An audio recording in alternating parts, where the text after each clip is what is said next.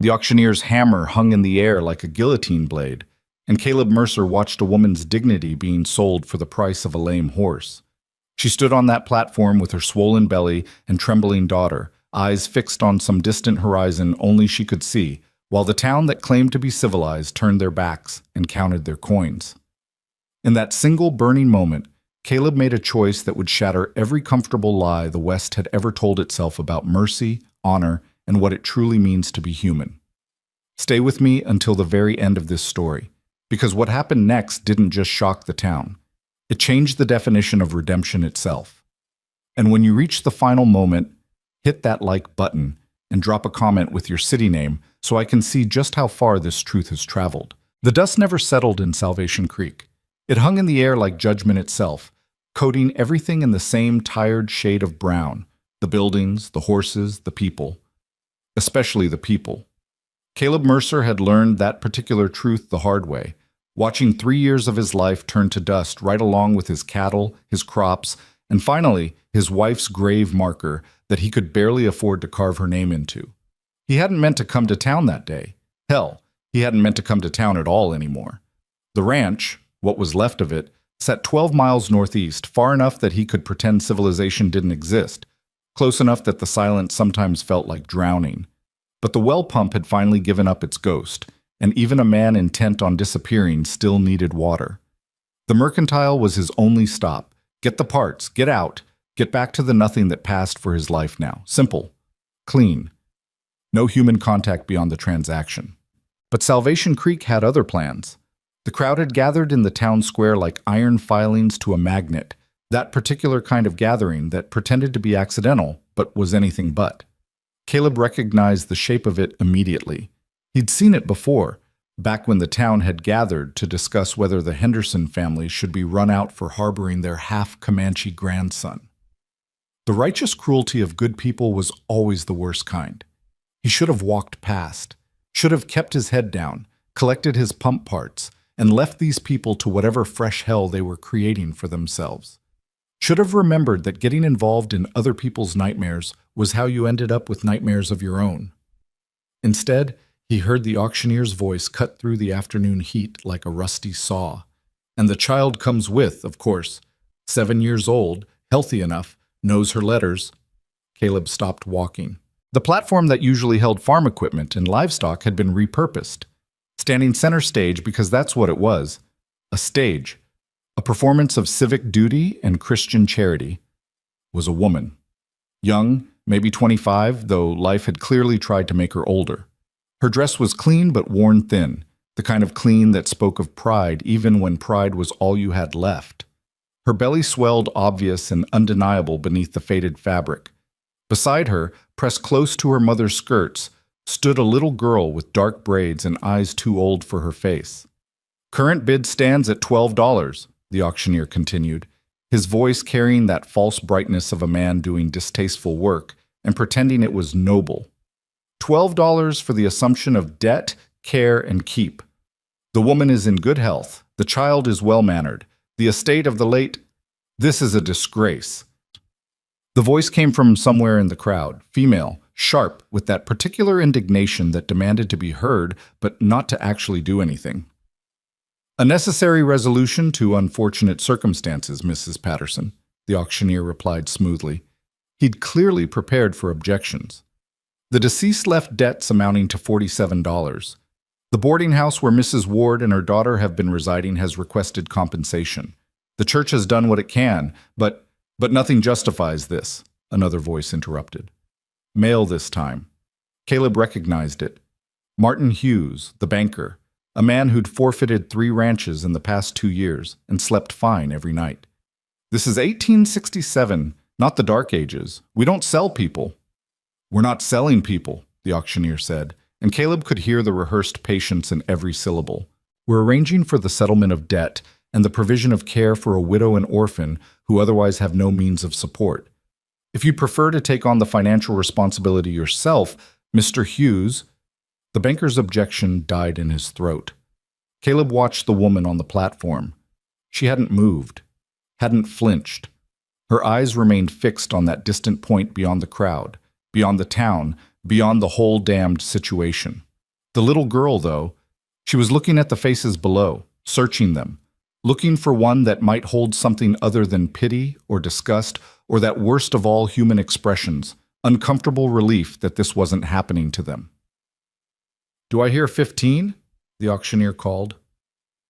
Silence. The crowd shifted, boots scraping dirt, someone coughing. A baby cried somewhere on the periphery. The ordinary sounds of life continuing while dignity died in the afternoon sun. Caleb's fingers tightened on the list of pump parts in his pocket. "Not my problem. Not my business. I came here for metal and rubber, not for—" "The child's father was a good man," someone murmured nearby. Caleb glanced over. Two women, standing close, voices lowered but not low enough. "Died in the war. She married his brother after, which was proper enough, but then he went and got himself killed in a logging accident 6 months back. Left nothing but debts and that baby she's carrying. Should have thought about that before Before what? Before her husband died? Before she needed to eat? I'm just saying, there are charitable institutions. Not out here there aren't, and you know it." The auctioneer's voice rose again. "Ladies and gentlemen, we're trying to resolve this matter with dignity." A sound erupted from the crowd. Not quite laughter, not quite a scoff, just noise. The kind of noise that said everyone here knew exactly what this was, knew it was wrong, and were going to allow it anyway because the alternative meant opening their own wallets or their own homes. $12 going once. The woman's hand moved, just slightly, down to her daughter's head, smoothing dark hair that didn't need smoothing. The gesture was so automatic, so inherently protective, that Caleb felt something crack in his chest. Some piece of scar tissue that had been holding together for 3 years suddenly giving way. He thought of Sarah, of the baby they'd lost, of the second baby that had taken Sarah with it, of standing alone in a cemetery while the same goddamn town that was now averting its eyes had murmured the same goddamn platitudes about necessary circumstances and unfortunate situations. Going twice? The little girl's eyes found his, direct, unflinching, 7 years old and already learning that the world was a place that watched you drown and called it mercy. Caleb's mouth opened. The words came out before his brain could stop them. $100. The silence that followed was absolute. Even the baby stopped crying. Every head turned. The auctioneer actually took a step back, hammer forgotten mid-swing. Caleb walked forward. The crowd parted like he was carrying plague, which maybe he was. The plague of actually doing something instead of just talking about how terrible it was that something needed to be done. "I said $100. His voice sounded strange to his own ears. He'd barely spoken to another human being in months. Rusty, rough, but loud enough. "That enough to settle the debt and whatever else needs settling?" The auctioneer's face cycled through several expressions, landing on cautious relief. "Sir, that's more than generous, but this is a serious commitment. You understand you'd be taking responsibility for—" "I understand I'm buying my way out of watching this continue." Caleb pulled the money from his pocket. Not his money, really, the emergency fund Sarah had insisted they keep. Blood money now, in more ways than one. He counted out bills onto the platform edge. "That cover it?" "Well beyond, Mr. Mercer, Caleb Mercer." Recognition flickered in the auctioneer's eyes. Of course. The hermit rancher. The one who'd lost everything. The one who didn't come to town anymore. The one who was supposed to be safely broken and therefore not a problem. "Mr. Mercer, I appreciate the gesture, but perhaps you should take a moment to consider." "I'm not interested in considering." Caleb's eyes finally rose to the platform, to the woman. She was looking at him now, really looking, and what he saw in her face wasn't gratitude. It was calculation, assessment. The look of someone trying to determine if she'd just been moved from one cage to another. "I'm interested in ending this spectacle. Are we done here?"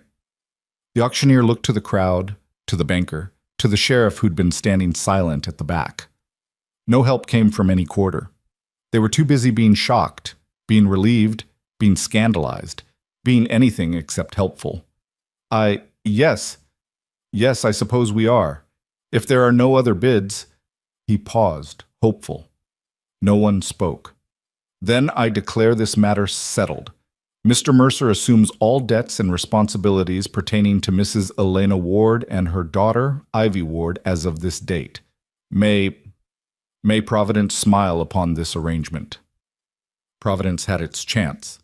Caleb gathered the remaining bills, then looked up at the platform again. At Elena. At Ivy. You have belongings somewhere? Elena's voice, when it came, was quiet, but steel reinforced. At the boarding house. We'll collect them. I'm sure you can do a lot of things, Mrs. Ward. Caleb cut her off, but gently. Right now, what you're going to do is get down from that platform and walk away from these people with your head up. You can hate me later if you want, but you're done being their entertainment. Something flickered in her eyes. Still not gratitude, not trust, but maybe, just maybe, the smallest recognition that he'd meant what he said. The little girl, Ivy, moved first. She stepped to the platform edge, and Caleb reached up without thinking, lifting her down. She was lighter than she should be, too light. He set her on the ground carefully, and she immediately pressed back against her mother's skirts as Elena descended the stairs on her own, refusing any offered hand. The crowd stayed silent, watching, always watching. Caleb met a few eyes as he turned. The banker looked uncomfortable. Mrs. Patterson looked scandalized. The sheriff looked carefully neutral. The rest just looked away. Mr. Mercer. The auctioneer's voice followed them. The papers will need to be, bring them to the ranch, 12 miles northeast. You know the one. Caleb didn't stop walking. Elena fell into step beside him, one hand on Ivy's shoulder, the other supporting her belly. Or burn them, I don't particularly care. The walk to the boarding house took 10 minutes. Elena didn't speak. Ivy didn't speak. Caleb didn't speak. What was there to say? The transaction was complete. The crowd would talk for weeks, and none of it mattered because the moment he'd opened his mouth in that square, he'd crossed a line he couldn't uncross. The boarding house was exactly what he'd expected.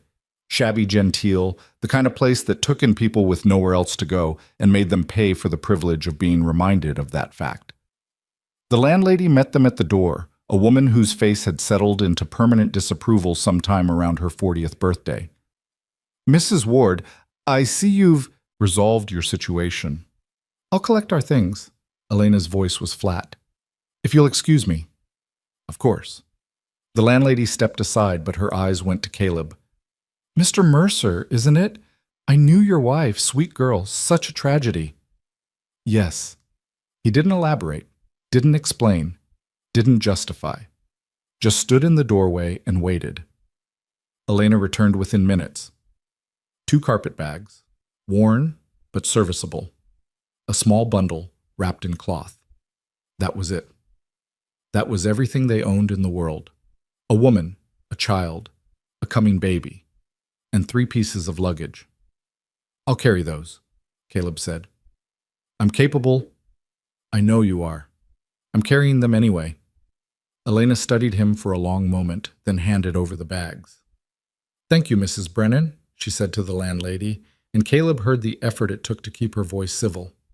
For your hospitality. Yes, well. Mrs. Brennan's discomfort was palpable. I hope this arrangement works out for you. The words hung in the air, heavy with implication. I hope you know what you're doing. I hope you don't regret this. I hope you're not making the mistake everyone thinks you're making. Caleb turned without responding and headed for his wagon.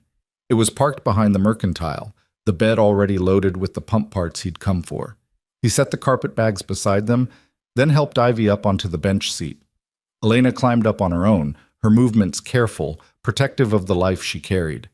He took the reins, clicked his tongue. The horses moved forward.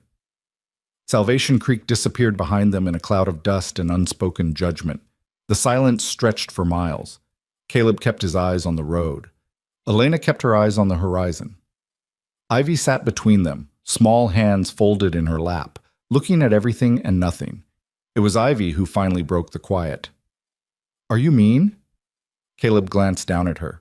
Those 2 old eyes were fixed on him now, direct and unblinking. Sometimes, he said. Are you? Mama says I shouldn't be. Your mama's probably right. But sometimes I am anyway. Yeah, Caleb said. Me too. Ivy considered this. Mama says we're going to your house. Ranch, and yes. Is it nice? No. Elena made a small sound.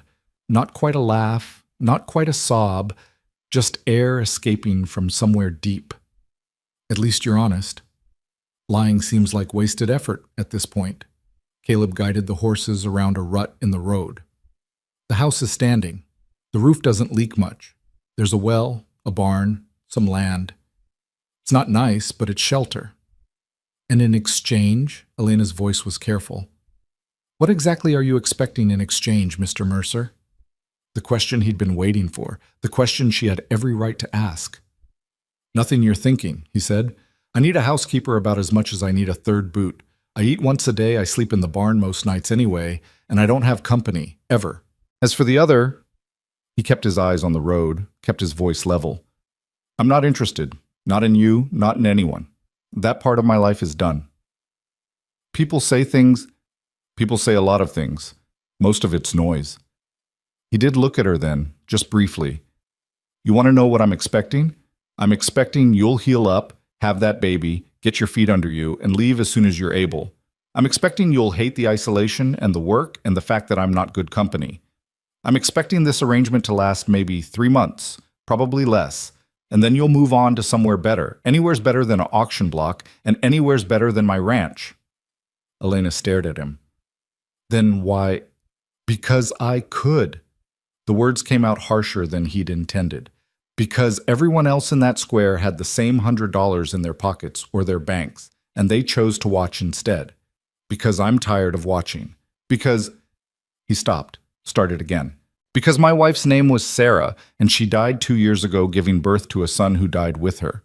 And I stood in front of a different crowd while they said different words that meant the same damn thing. That sometimes people die and it's tragic, but it's also just life. And we all move on and forget and pretend we did something noble by witnessing. The silence that followed was different. Heavier, true. I'm sorry, Elena said quietly. For your loss. Yeah, me too. Caleb's hands tightened on the reins. I'm not telling you this for sympathy. I'm telling you so you understand. I'm not saving you. I'm not rescuing you. I'm not your hero or your husband or your anything. I'm a man who had money in his pocket and got tired of being a coward. That's all this is. That's not nothing, Elena said. It's not much either. Ivy's small voice piped up again. I think it's something. Caleb looked down at her. She was still watching him with those serious eyes, and for the first time he saw something in them besides calculation. Something almost like hope, which was the most dangerous thing of all. We'll see, he said. The ranch appeared as the sun started its descent toward the horizon. Caleb saw it through Elena's eyes and hated what he saw. The sagging fence, the overgrown yard, the house that needed paint, and probably needed prayer. The barn was in better shape, ironically, since that's where he spent most of his time, but the house... I know it's not... It has walls and a roof, Elena interrupted. That's more than we had this morning. He pulled the wagon up to the house and climbed down, then helped Ivy to the ground. Elena descended on her own again, that same careful independence. Caleb grabbed the carpetbags and the bundle, then kicked open the front door. It stuck. It always stuck. Inside was worse than outside. Dust covered everything. Cobwebs hung in corners. The furniture was spare and what existed was worn. He'd taken Sarah's things, her curtains, her quilts, her little touches that had made the place a home, and packed them away in the attic, because looking at them had been like swallowing glass. I'll sleep in the barn, he said into the silence. House is yours, all of it. There's a bedroom through there. He gestured to the door on the left. And a smaller room there for the girl. Kitchen's functional if you're not particular. Pantry's got some basics. Well's out back. Elena set her hand on the back of the single chair at the kitchen table, her fingers tracing the dusty wood. You're giving us your house. I'm giving you shelter. Not the same thing. Where will you sit? Barn's got a room. It's where I sleep most nights anyway. He set the bags down. I'll bring in some firewood. Nights get cold even in summer. You'll want to... Mr. Mercer. Elena turned to face him fully. Why are you doing this? I already told you, but no, not why you bought us. Why you're doing this. Giving us the house. Asking for nothing. Expecting us to leave. Why? Caleb looked at her, really looked at her, and saw a woman trying to find the catch, the trap, the hidden price, because there was always a price. Life had taught her that, the same way it had taught him. Because I can't stand to take anything else from anyone, he said. I already took everything from Sarah, her life, her dreams, her future. I'm not taking from you too. You need a place to land, I've got one. You need time to figure out what's next. Take it. But I'm not adding to your debts, Mrs. Ward. You don't owe me. Not affection, not service, not anything. The only thing I'm expecting is for you to survive. Everything else is your choice. Her eyes searched his face, looking for the lie. He let her look. There was nothing to hide anymore. You couldn't hide from someone when you'd already shown them the worst version of yourself standing in a town square buying human beings. Okay, she said finally. Okay. Okay. Ivy had wandered to the window and was looking out at the vast expanse of scrubland and sky. There's nothing here, she said, not accusingly, just observing. No, Caleb agreed. There's not. I like it. Elena made that sound again, almost laugh, almost sob. Ivy, it's quiet, the little girl continued. In town, everybody's always talking, always looking, always... She paused, searching for the word. Always there. Here there's nobody. Just us, Caleb said. Just us, Ivy repeated, and smiled. It was the first smile he'd seen from either of them, small, fragile, but real. It made her look like the 7-year-old she was instead of the old soul she'd been forced to become. I'll get that firewood, Caleb said, and escaped to the barn before anyone could say anything else that might crack open the careful numbness he'd built around himself.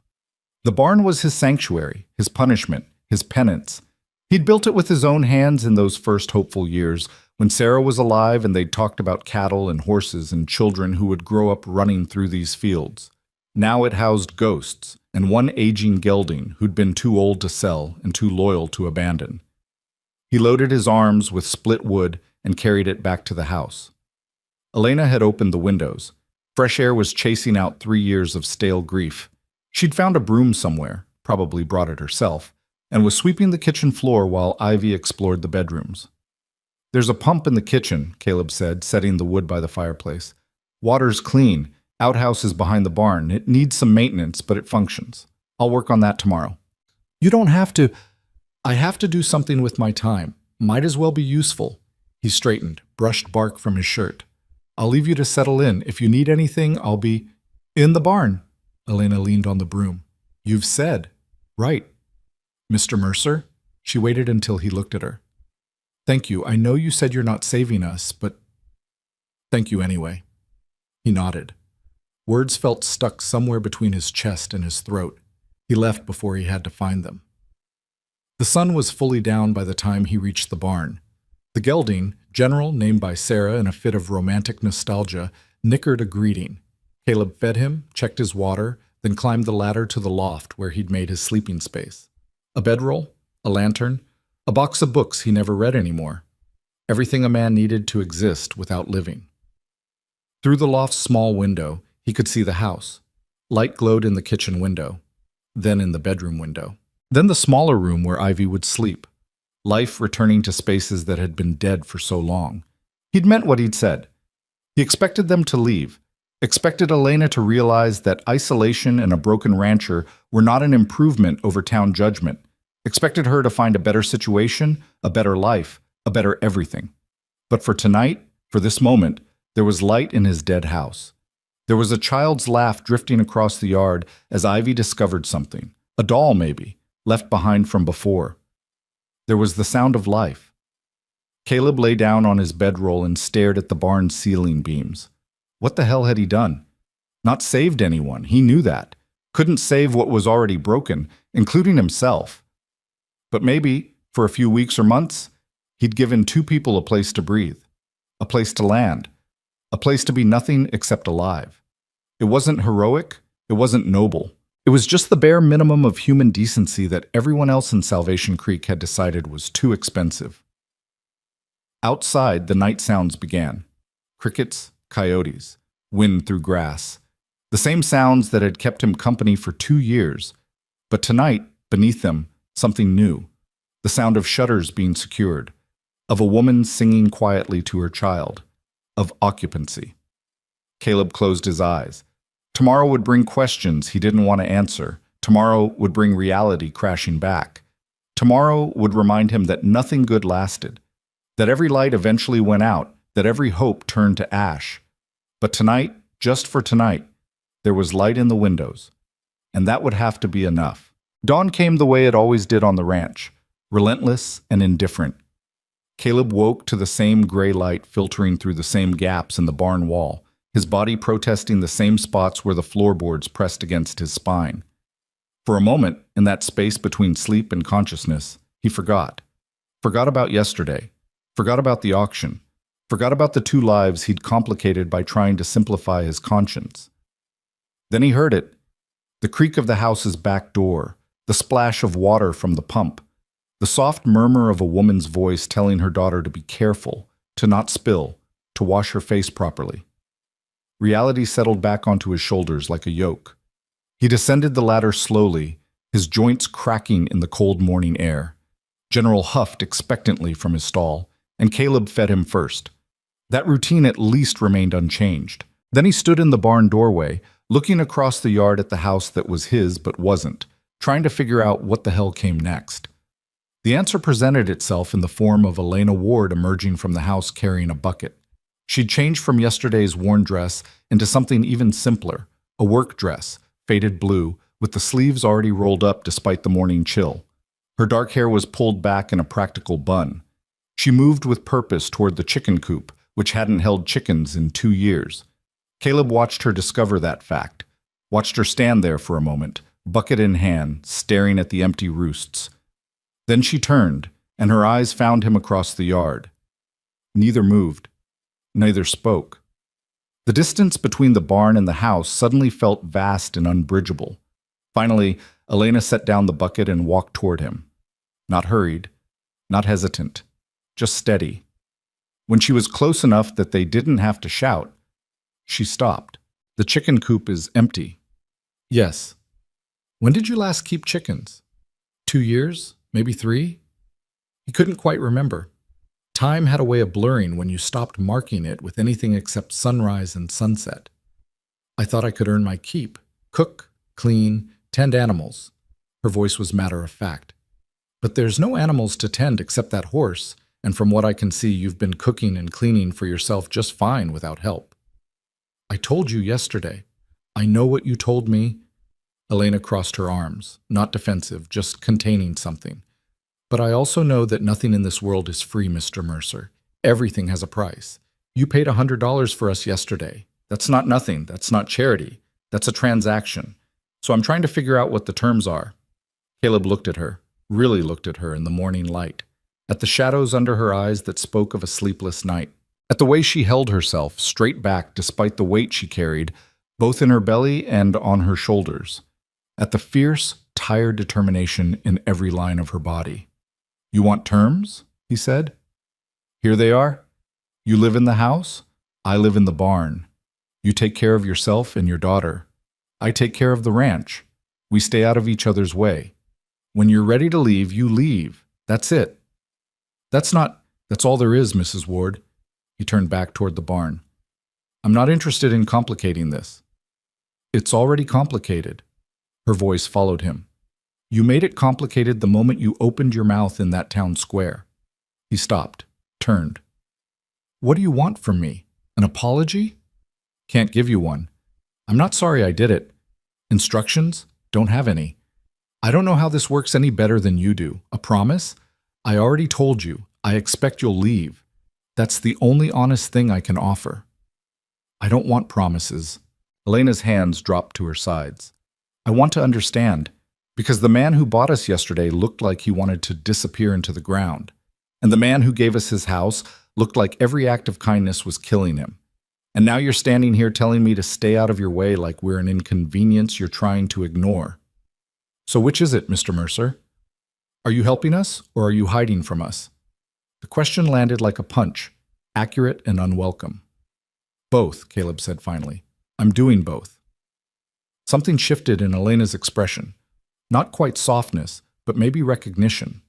The recognition of someone who understood that two truths could exist in the same space, contradicting each other, and both still real. All right, she said, then I'll make my own terms. I'll stay until I can repay the $100 you spent. I'll work for that repayment however I can, even if all I can do is keep the house from falling down around our ears. And when the debt is settled, I'll decide if I'm leaving or staying. Not you, me. Mrs. Ward, those are my terms, Mr. Mercer. You want to stay out of my way? Fine. But I won't be invisible, I won't be silent, and I won't be grateful for charity I didn't ask for, but I'll damn sure earn what was given. Her chin lifted. Do we have an agreement? Caleb studied her. This woman who'd stood on an auction block yesterday with nothing but dignity, who'd endured the worst of human nature with her head up, who now stood in his yard demanding the right to her own pride. Who was he to take that from her? We have an agreement. Good. Elena nodded once, sharp and final.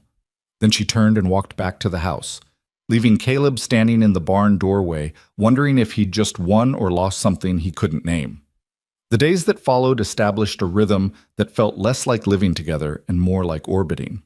Caleb rose with the sun, worked the land that stubbornly refused to yield much beyond scrub grass and regret, and returned to the barn when the light failed. Elena kept to the house, making it function through sheer force of will. They passed each other in the yard, at the well, in the spaces between. They nodded. Sometimes they spoke. Practical things. Necessary things. The weather. The well pump that still needed fixing. Whether Ivy could feed General an apple. Never anything more. Ivy existed in the spaces between her mother's fierce independence and Caleb's careful distance. She appeared and disappeared like a ghost, always watching, rarely speaking. Caleb would find her sitting on the corral fence, observing as he worked. Would catch her shadow following him to the barn. Would hear her small voice asking questions that seemed simple but weren't. Why don't you live in the house? Why doesn't General have friends? Why is the sky bigger here? He answered, when he could, because your mother needs space. Because I only kept one horse.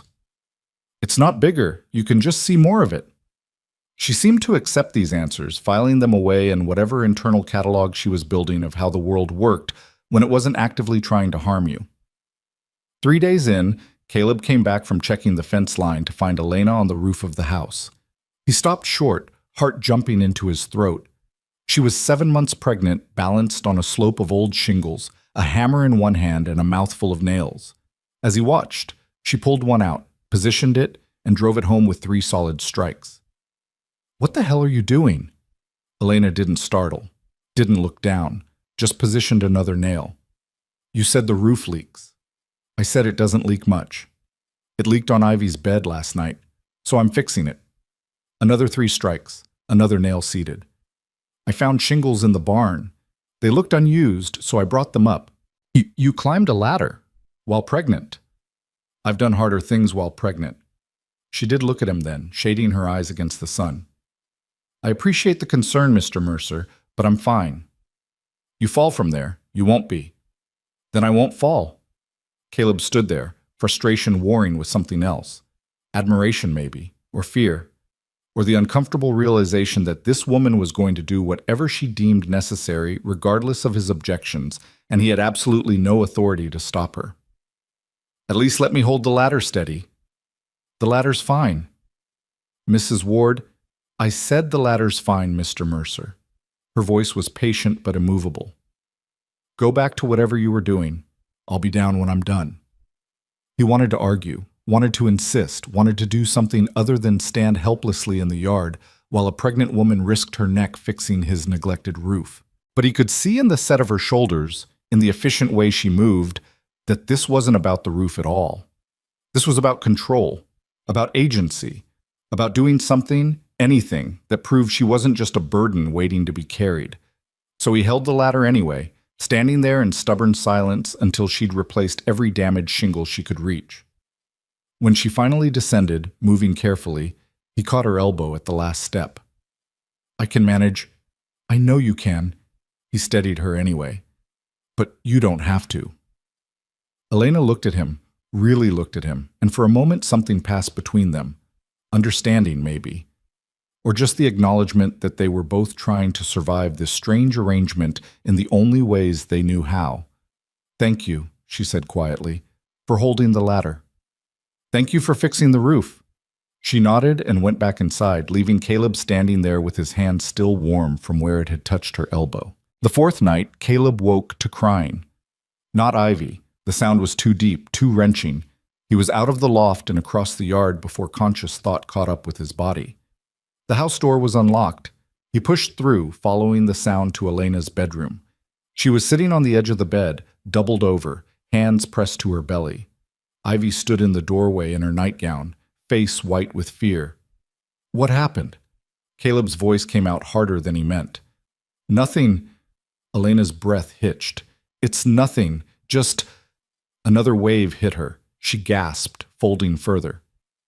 "That's not nothing." Caleb crossed to her.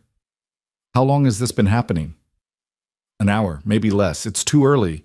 It can't be—" Her words dissolved into a sob that was more fear than pain. Caleb's mind raced. 7 months. She was 7 months along. Too early, like she said. Too early, and too far from town, and too far from any help that mattered. "Ivy," he turned to the girl, "go to the kitchen.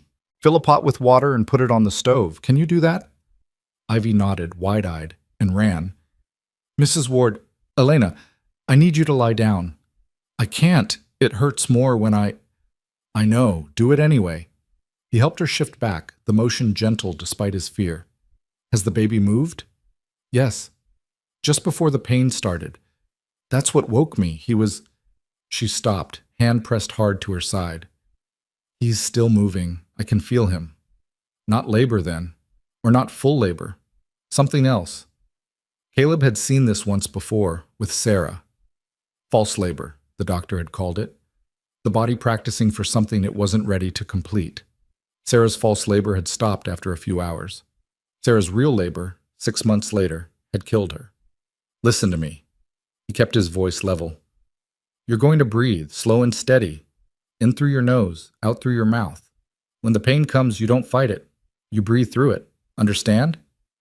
"I've had a baby before, Mr. Mercer. I know how to—" Another wave. She gripped the bed frame hard enough that her knuckles went white. "Then show me." He pulled the quilt up over her legs. "Show me you can breathe through it." She did. Ragged at first, then steadier. In through her nose, out through her mouth.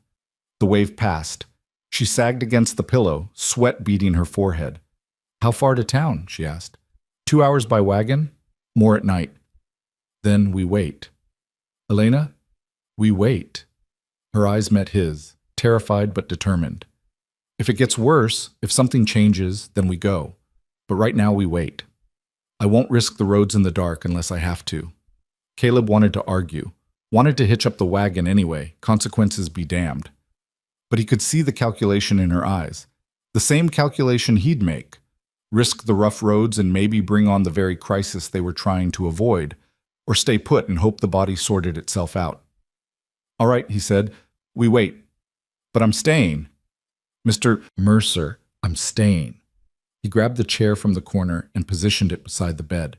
"You don't have to talk to me. You don't have to acknowledge me. But I'm not leaving you alone with this."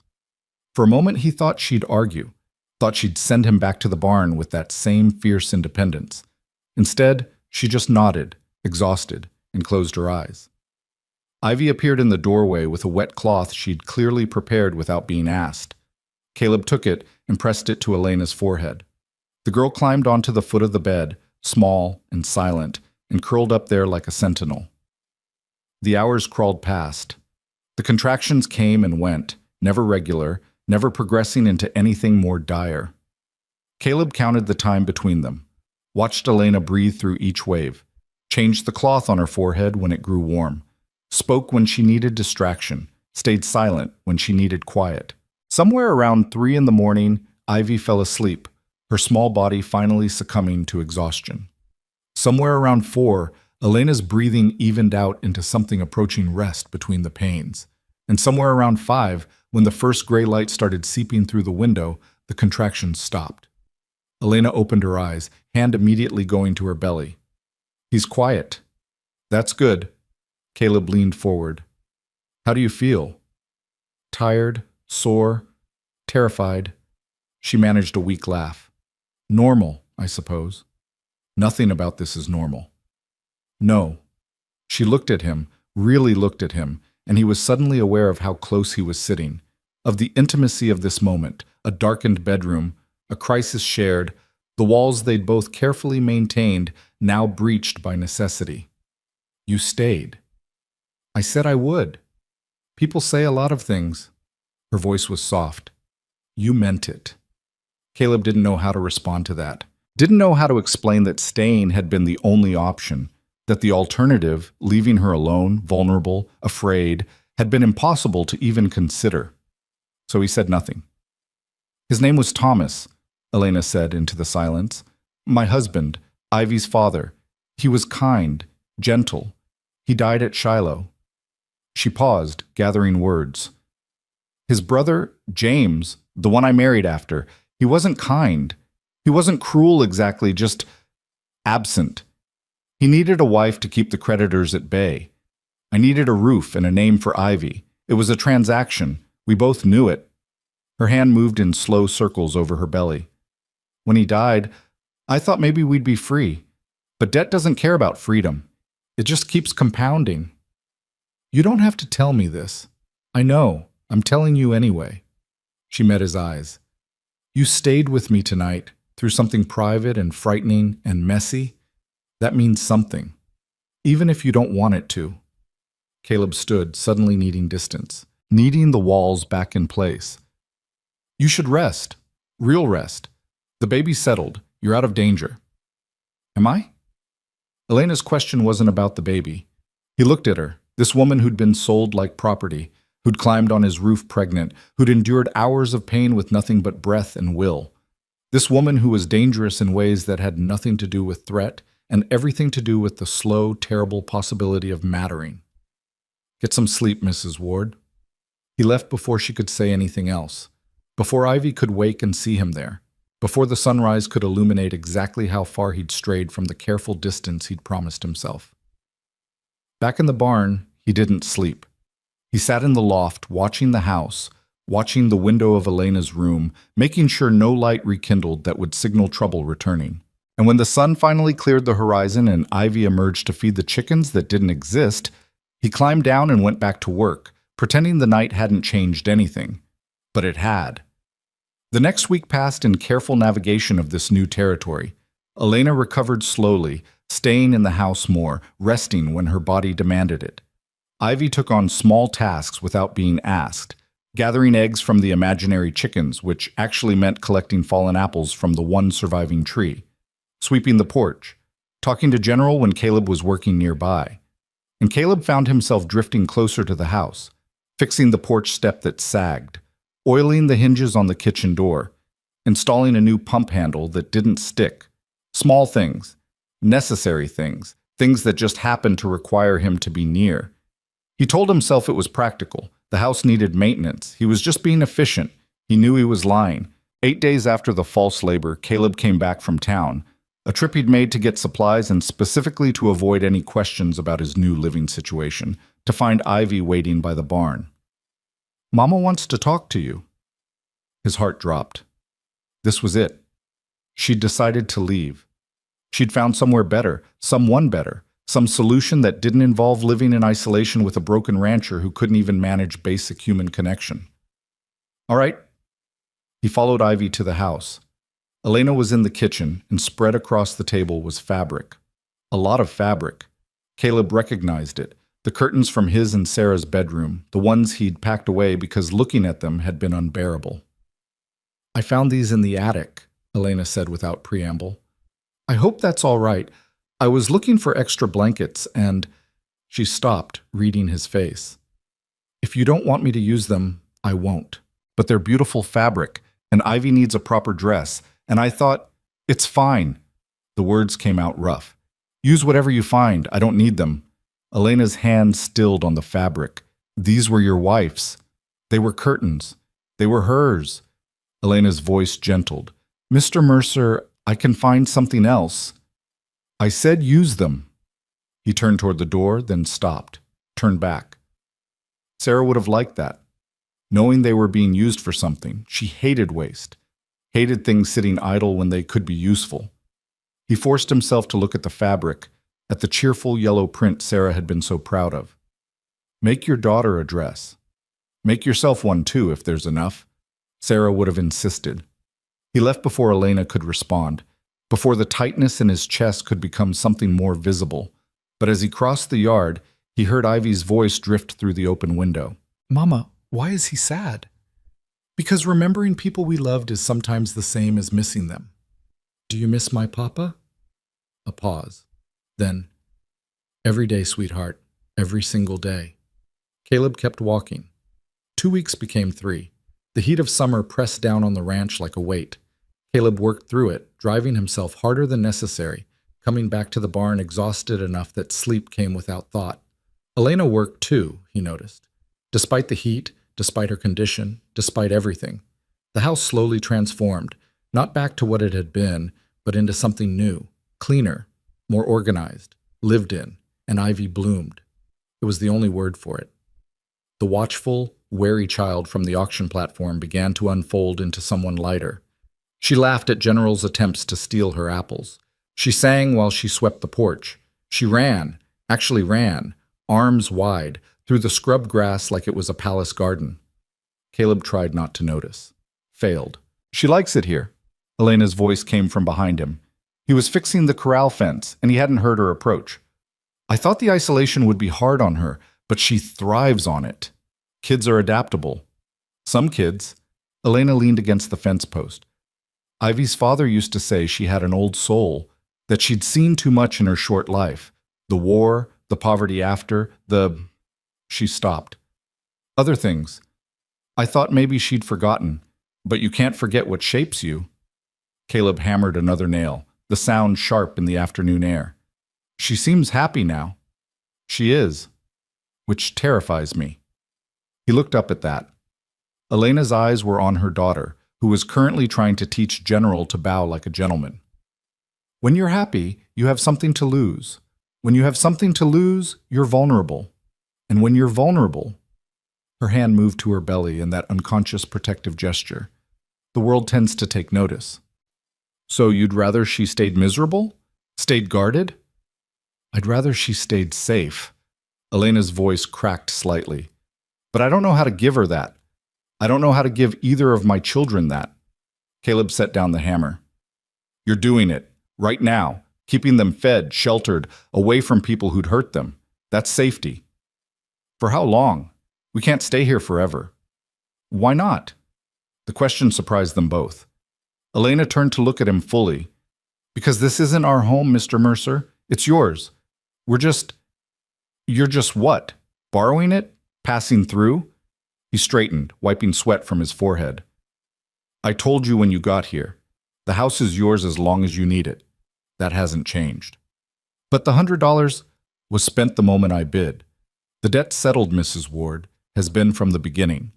He picked up the hammer again, needing something to do with his hands. You want to leave, leave. But don't leave because you think you owe me something, or because you think you're not welcome. Leave because you want to, or stay for the same reason. Elena was quiet for a long moment. When she spoke, her voice was careful. What do you want, Mr. Mercer? I want... He stopped, started again. I want you and Ivy to be safe. I want that baby to be born healthy. I want you to have choices, real ones, not the kind that get forced on you by circumstances or debt or men who think they have the right to decide your life. And after? After the baby comes and we're stable and we have those choices? Caleb looked at her. At this woman who'd somehow become real to him despite all his efforts to keep her abstract, who'd fixed his roof and endured pain with dignity and transformed his dead house into something living.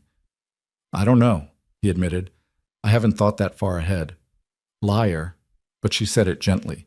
You think about everything. You plan for everything, including us leaving. Yeah, I do. And if we don't? If we stay? The question hung between them, heavy with implication, with possibility, with all the complications Caleb had been trying to avoid since the moment he'd opened his mouth in that town square. Then you stay, he said finally, and we figure out what that means as we go. It wasn't a promise, wasn't a declaration, but it was honest, and maybe that was worth more. Elena nodded slowly. All right, we'll stay. For now, until we know what comes next. For now, Caleb echoed. She went back to the house. Caleb went back to the fence, and Ivy continued trying to teach general manners, her laughter carrying across the yard like music from another life. That night, Caleb sat in the barn loft and acknowledged the truth he'd been avoiding. He didn't want them to leave, didn't want the house to go dark again, didn't want the silence to return. But wanting was dangerous. Wanting led to hope, and hope led to loss. And loss was something he'd sworn never to survive again. So he sat there in the dark, caught between what he wanted and what he could endure, and tried to convince himself that the difference mattered. 3 weeks turned into 4. The yellow fabric became a dress. 2 dresses, actually. One for Ivy and one for Elena, who'd protested the waist until Ivy had begged with those serious eyes, and then Elena had surrendered like Caleb had known she would. He saw them wearing the dresses one Sunday morning, yellow against the brown landscape, bright and impossible. Sarah's curtains, transformed. Life from remnants. They fit, he said, because something needed to be said. Ivy's does. Mine is... Elena smoothed the fabric over her belly. Ambitious. Looks fine to me. You're not a reliable judge of women's fashion, Mr. Mercer. No, he agreed, but I know when something looks right. Their eyes met, held. Something passed between them that had nothing to do with dresses or fabric or practical concerns. Ivy broke the moment, running up with flushed cheeks. Mr. Mercer, General won't eat his apple. I think he's sick. He's not sick. He's spoiled. You've been feeding him too many treats. Can horses get spoiled? Everything can get spoiled if you're not careful. Ivy processed this seriously. Then I'll be more careful. I don't want to spoil him. She ran back to the barn, leaving Caleb and Elena standing in the yard. She trusts you, Elena said quietly. She shouldn't. Why? Because you think you'll disappoint her, or because you're afraid you won't? Caleb had no answer to that. So he did what he always did when things got too close to truth. He walked away. But that night, in the barn loft, he let himself imagine it. Let himself picture what it might look like if they stayed. If the house stayed lit. If Ivy kept laughing and Elena kept transforming his spaces, and the baby was born healthy, and time kept moving forward instead of staying frozen in that moment when Sarah died. It was a dangerous imagination. A foolish one. But for just that night, he allowed it. Morning came, and with it reality. The ranch needed work, the fence needed mending, the well pump still stuck occasionally. Life continued in its practical demands, and imagination retreated back to where it belonged, safely locked away where it couldn't hurt anyone. But something had shifted, some wall had developed a crack. And through that crack, impossible and unwanted and terrifying, something very much like hope began to seep. The crack in the wall widened on a Tuesday morning when Caleb rode back from checking the north fence line and found a horse tied to his porch rail. Not just any horse, a bay gelding with expensive tack and the kind of shine that spoke of regular grooming and good feed. Town horse. Money horse. His gut tightened. Elena stood in the doorway, one hand on the frame, the other pressed protectively across her belly. Her face was pale, composed, but Caleb had learned to read the small signs. The tension in her shoulders, the way she held herself absolutely still, like movement might shatter something fragile. Behind her, visible through the open door, stood a man. Tall, well-dressed in a way that seemed aggressive out here, suit jacket despite the heat, boots polished to a mirror shine. He was talking, gesturing, his voice carrying across the yard in pieces. Completely inappropriate. Family obligations. Think about the child. Caleb dismounted and approached slowly, giving Elena time to see him, to signal if she needed him to intervene or stay back. She met his eyes and gave the smallest shake of her head. Not yet. Not unless. He tied his horse anyway and walked to the porch. The man's voice cut off mid-sentence as Caleb's shadow fell across the threshold. Mr. Mercer. Elena's voice was carefully neutral. This is Grant Ward, my late husband's brother. Of course he was. Caleb should have guessed. The family resemblance was there in the jaw, the build, though this man had none of the absence Elena had described in James. Grant Ward was aggressively present in every gesture, every breath. Mr. Ward. Caleb didn't offer his hand. Grant's eyes swept over him with the kind of assessment men made when they were measuring another man's worth and finding it wanting. So you're the one who bought my sister-in-law at auction. I'm the one who ended a spectacle no one else had the spine to stop. How noble. Grant's smile didn't reach his eyes, though I have to wonder about the motivations of a man who'd take in a pregnant widow and her child, particularly a man with your reputation. Caleb felt his hands curl into fists, forced them to relax. My reputation? Hermit, recluse, the rancher who lost everything and withdrew from civilized society. Grant's voice was smooth, practiced, the voice of a man used to courtrooms or boardrooms or anywhere words were weapons. Some in town wonder if you're quite stable, Mr. Mercer, taking on such responsibilities in your condition. Grant, Elena's voice cut through, sharp as glass. That's enough. Is it? Because from where I stand, my brother's widow and child are living in isolation with a stranger. My brother's unborn child, my blood, is being raised in circumstances that are, at best, questionable. Grant turned his attention back to Elena. I came here to offer you a proper solution. Come back to Denver with me. I have a house, resources, family who can help with the children. You'll want for nothing. Except freedom. Elena's words were quiet but iron-backed. Freedom? Grant laughed, and the sound made Caleb's teeth clench. Freedom to what? To live in the middle of nowhere with a man you barely know? To raise James's child in poverty? To pretend this arrangement is anything other than careful? Caleb's voice was soft, dangerous.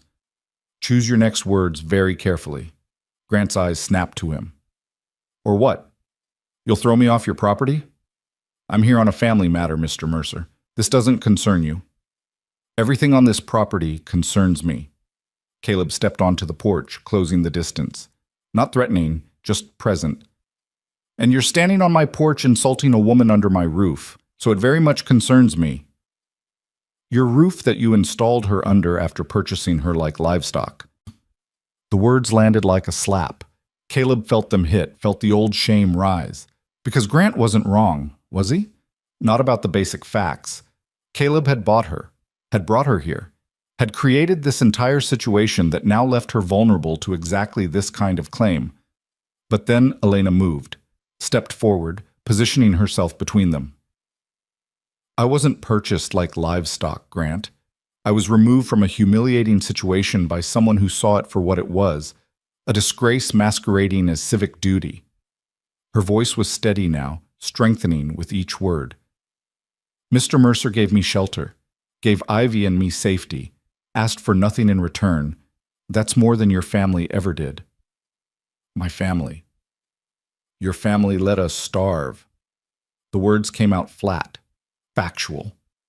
After James died, your mother offered prayers and platitudes. Your father offered advice on managing money we didn't have. You offered nothing at all until the debts became public embarrassment. Don't stand here now and pretend this is about care or blood or family obligation. This is about control, about not wanting the Ward name associated with scandal. Grant's face hardened. You're carrying a Ward child, Elena. That gives me rights. No. Elena's hand moved to her belly. It doesn't. This child is mine. James is dead. Your claim died with him. The law might see it differently.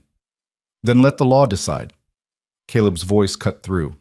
But until then, Mrs. Ward stays here, by her choice. And you leave. Now. Grant's attention swung back to Caleb, and something cold entered his expression, something calculating. I see. So that's how it is. The grieving widower and the desperate widow. How convenient for you both. Get off my land! Or you'll what? Assault me? In front of witnesses? Grant gestured toward the yard, and Caleb realized Ivy was there, half hidden behind the water trough, watching everything with those two old eyes. That would certainly help your case. Caleb forced his breathing to steady, forced his hands to stay loose. This man wanted a fight, wanted Caleb to lose control, to give him ammunition for whatever legal or social warfare he was planning. I don't need to assault you, Caleb said quietly. I just need to stop being polite. This is private property. You're not welcome here. Leave, or I'll have the sheriff remove you for trespassing. The sheriff is a reasonable man, I'm sure once I explain the situation. The sheriff is a man who will uphold property rights. Caleb met Grant's eyes. And this property is mine. These people are under my protection. You want to contest that legally? Go ahead. But you'll do it from town, not from my porch. For a long moment, the air stretched tight as wire. Grant's jaw worked, calculation visible behind his eyes. Then he smiled, cold and knowing. This isn't over, Elena. That child you're carrying deserves better than this. James would have wanted, James is dead. Elena's voice broke on the words. He's dead, and he left us with nothing but debt and grief. You want to honor his memory? Then respect his widow's choices. But you won't, because this was never about James. It was never about me or Ivy or this baby. It's about your pride, about not having a ward raised in circumstances you deem beneath you. You think you're safe here? Grant's voice dropped, intimate and poisonous. You think this man will protect you when the novelty wears off? When the town's judgment gets too heavy? When you become more trouble than you're worth? He looked at Caleb. Men like you don't save people, Mr. Mercer. You collect them like broken things, thinking fixing them will fix what's broken in you. But it never does. And when you realize that, where do you think she'll be? The words hit deeper than Caleb wanted to admit. Hit the fear he'd been carrying since the auction, the certainty that this couldn't last, that he'd fail these people the same way he'd failed Sarah. But before he could respond, Elena spoke. Mr. Mercer isn't trying to fix anything. He's just trying to live with basic human decency. You should try it sometime. She turned to Grant fully. I'm not coming to Denver. I'm not subjecting my children to your version of family.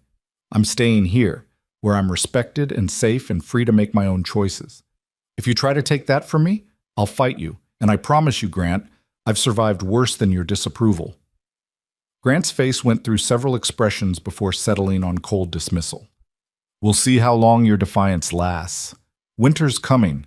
This ranch is barely functional. When the money runs out and the isolation crushes you, don't expect me to offer this opportunity again. He strode off the porch, untied his horse with sharp, angry movements, and swung into the saddle. For a moment he sat there, looking down at them. You're making a mistake, Elena. Both of you. Then he spurred his horse and rode away, dust rising behind him like a parting curse. The silence he left behind was enormous. Caleb watched until Grant disappeared from sight, then turned to Elena. She was shaking, he realized. Not visibly, she held herself too still for that, but he could see it in the white of her knuckles where she gripped the doorframe, in the careful control of her breathing. Are you? I'm fine. She pushed away from the door, moved into the house. Caleb followed. She made it to the kitchen table before her legs gave out, and she sat heavily, hands pressed flat to the scarred wood. Ivy appeared in the doorway, uncertain. Mama? Elena's face transformed. All the steel, all the control shifted into something gentle. I'm all right, sweetheart. Just needed to sit down. Why don't you go check on General? I think he was looking lonely. Ivy hesitated, clearly wanting to stay, to help somehow. But she nodded and slipped back outside, leaving them alone. He'll come back. Elena's voice was hollow. Or he'll send lawyers. Or he'll go to the sheriff with claims about my fitness as a mother. He won't just let this go. Caleb pulled out the other chair and sat. Let him come. Let him send whoever he wants. The law's on your side. You're the mother. He's got no legal claim. The law's flexible when you have money and influence. Elena looked at him, and her eyes were older than they should be. Grant has both. He sits on boards in Denver, knows judges, politicians. If he decides to make this ugly, he can. Then we'll get ugly right back. You don't understand. Her hands moved restlessly on the table. Men like Grant don't lose. They have resources, patience, connections. They wait until you're vulnerable and then they strike. And her voice caught. I'm so tired of being vulnerable, Mr. Mercer. So tired of waiting for the next disaster. Caleb reached across the table, stopped, pulled his hand back. Reaching for her felt like crossing another line, and there were already too many lines blurring. Listen to me, he said instead. I don't have money, don't have influence. But I have this land, and on this land, my word counts for something. You said you're staying, so you stay. And anyone who has a problem with that goes through me first. That's not your fight. Yes, it is. The words came out harder than he meant. It became my fight the moment I opened my mouth in that town square. Maybe before that. Maybe the moment I saw what was happening and didn't walk away. He leaned forward. You think I don't know what people say about me? That I'm broken? Unstable? That I've got no business taking on anyone else's troubles when I can barely manage my own? He saw recognition in her eyes. Grant had echoed those same words. They're probably right. But here's what I know for certain. You're not a trouble, Elena. Neither is Ivy. Neither is that baby. And anyone who comes here trying to claim otherwise will find out exactly how unstable I can be. A sound escaped her. Not quite a laugh. Not quite a sob. You shouldn't make promises like that. I'm not promising. I'm stating fact. He stood, needing movement. Grant wants a fight. He'll get one. But it won't be the fight he expects. Because he's calculating based on shame and scandal and the assumption that I care what Salvation Creek thinks of me. Caleb moved to the window, looking out at his land. His broken, stubborn, impossible land.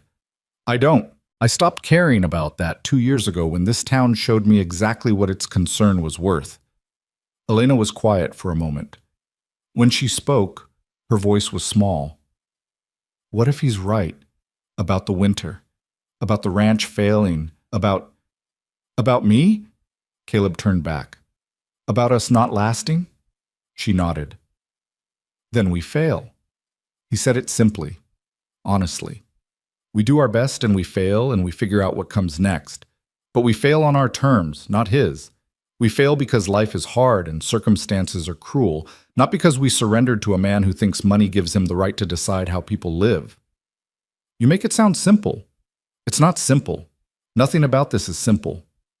Caleb crossed back to the table. But it is clear. You want to stay, you stay. You want to leave, you leave. But it's your choice, Elena. Not Grant's. Not the town's. Not even mine. Yours. She looked up at him. This man who'd somehow become more than a stranger, more than a reluctant host. This man who stood between her and the world's cruelty with nothing but stubborn will and land that barely sustained him. I want to stay, she said quietly. Even knowing what's coming, even knowing it might all fall apart. I want to stay. Then you stay. The decision hung between them, simple and terrifying.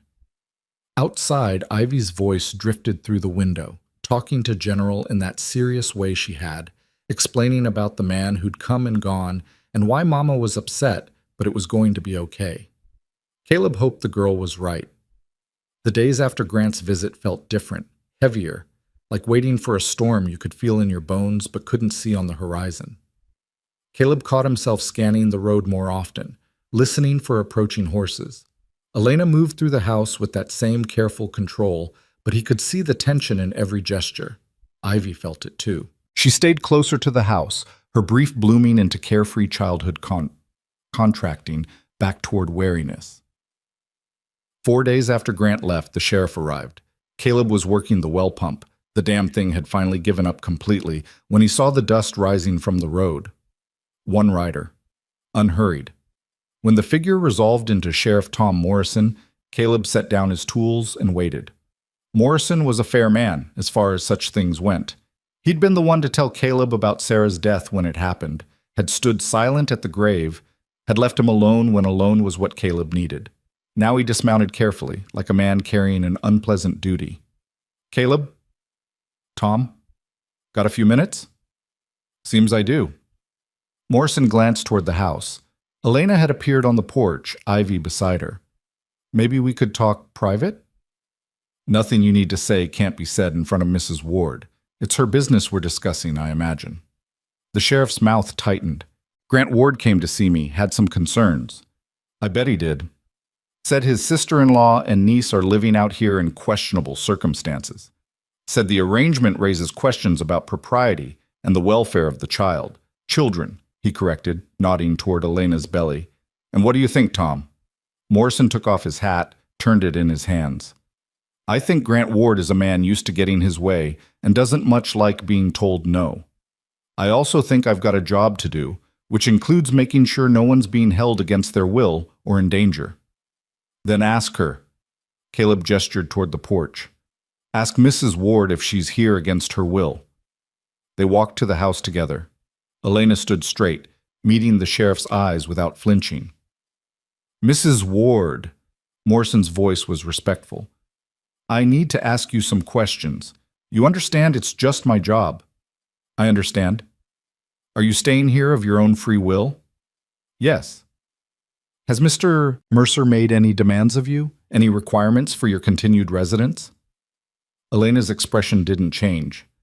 Mr. Mercer has asked nothing of me except that I take care of myself and my daughter. He's given us shelter, space, and respect. Nothing more, nothing less. And you feel safe here? Safer than I've felt anywhere in 2 years, Sheriff. Morrison absorbed this, then turned to Ivy. And you, miss? How are you finding life on the ranch? Ivy looked at her mother, who nodded permission. It's quiet.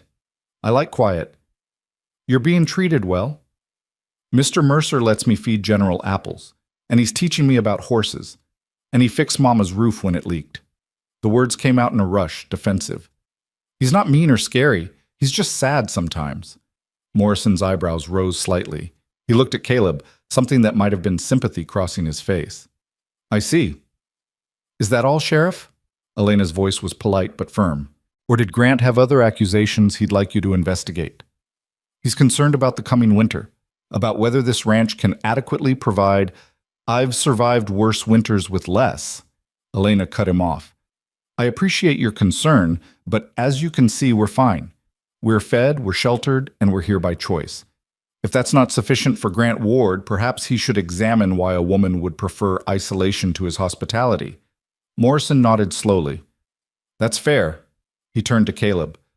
Grant also suggested that your state of mind might not be stable, that taking on this responsibility might be more than you can handle. Caleb felt his jaw tighten. My state of mind is my business.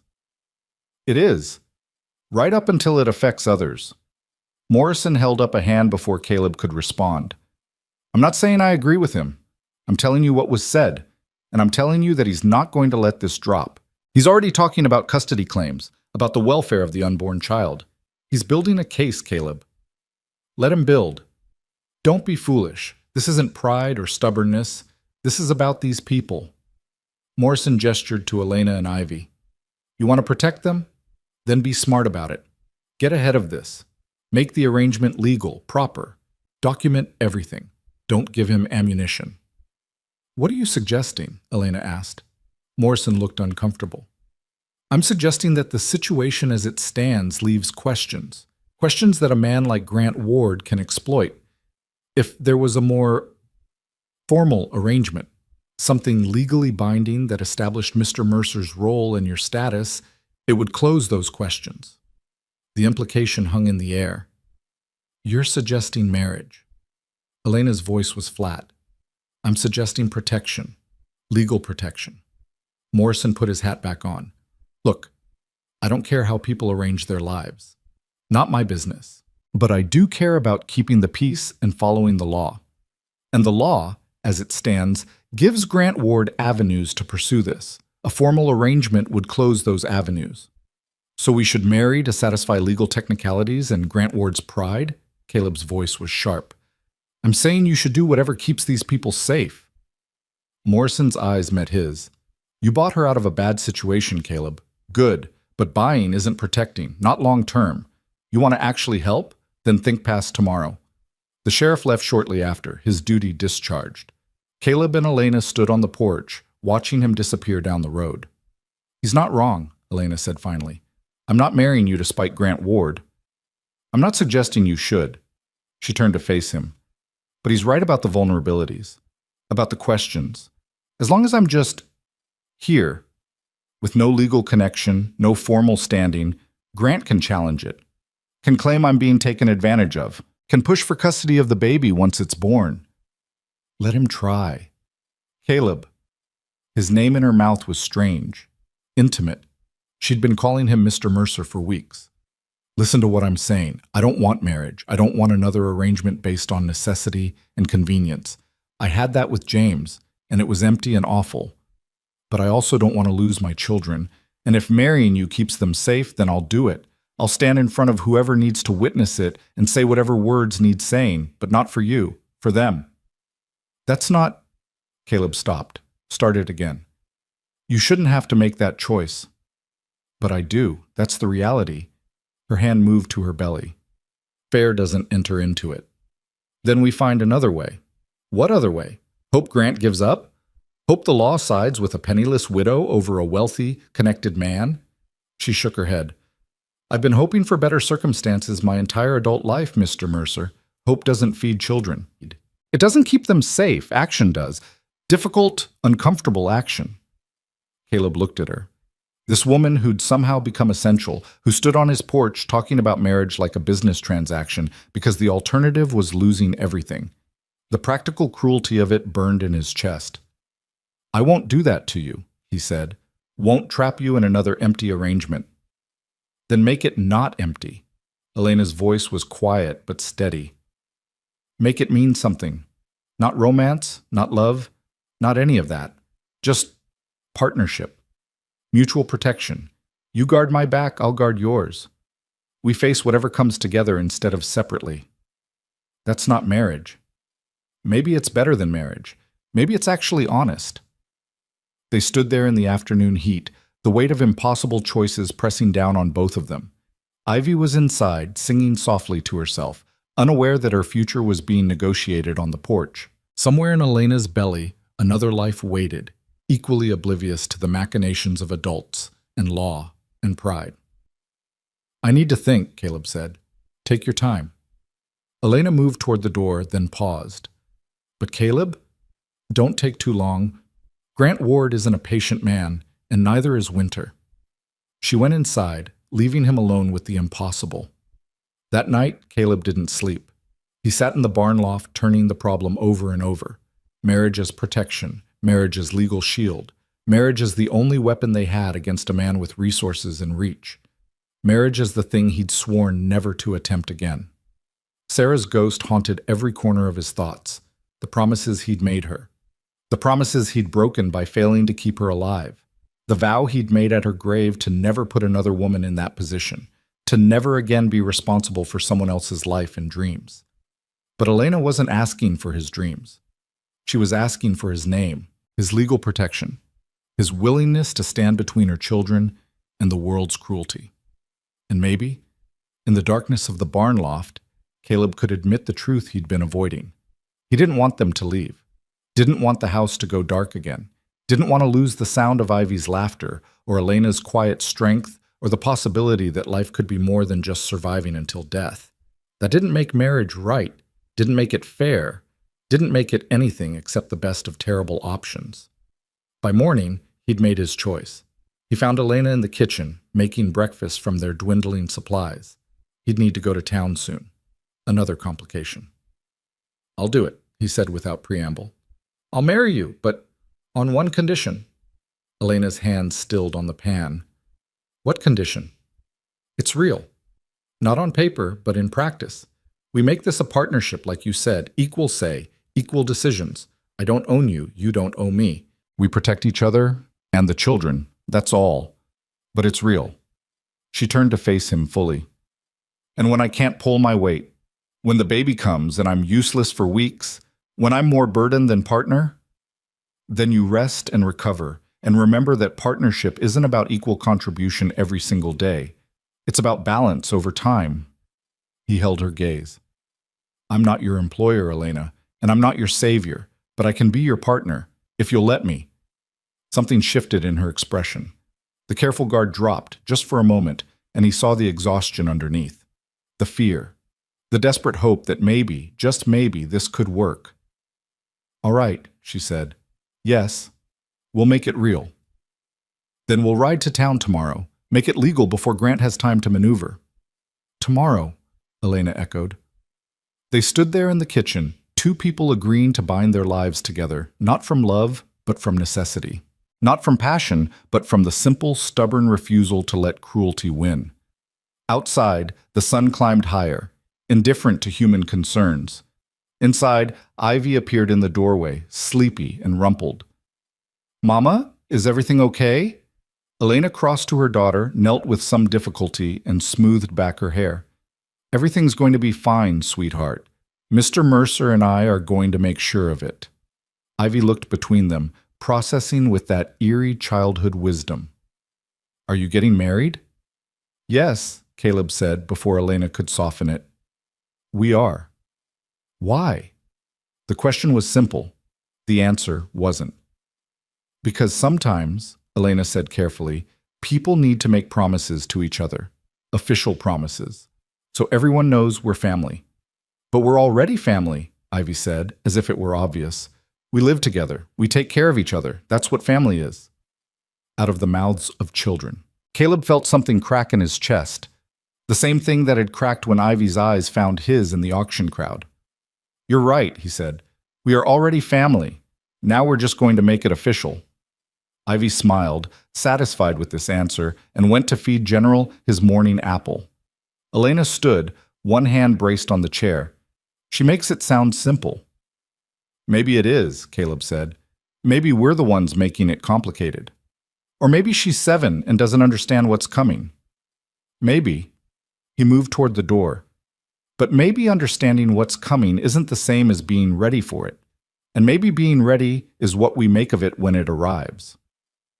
He left to start the day's work, leaving Elena in the kitchen with breakfast and choices and the knowledge that tomorrow everything would change. For better or worse, they'd find out together. They rode to town at first light, the wagon wheels cutting through morning mist that clung to the scrubland like reluctance itself. Caleb drove. Elena sat beside him in the yellow dress she'd made from Sarah's curtains, her hands folded carefully over her belly. Ivy perched between them, unusually quiet, sensing the weight of what was happening even if she couldn't fully name it. No one spoke. What was there to say? They were riding toward a ceremony that was equal parts protection and surrender, defiance and desperation. Words would only complicate what needed to remain simple. The town materialized out of the haze like a judgment taking solid form. Caleb felt Elena stiffen beside him as the first buildings appeared, as the possibility of eyes and whispers became certainty. He wanted to offer comfort, reassurance, something, but his own chest was tight with a familiar dread, the dread of facing these people again, of subjecting himself to their scrutiny and their barely concealed satisfaction that the hermit rancher had finally cracked under the weight of his isolation. Let them think what they wanted. He'd stopped caring about Salvation Creek's opinions the day they'd buried Sarah. Or so he told himself. The courthouse sat at the center of town, a squat brick building that housed both legal proceedings and the town's collective sense of civic importance. Caleb pulled the wagon up front, set the brake, and climbed down. He reached up to help Elena, and for once she took his hand without protest. Her fingers were cold despite the warming day. We don't have to do this, he said quietly. We can turn around right now. Yes, we do.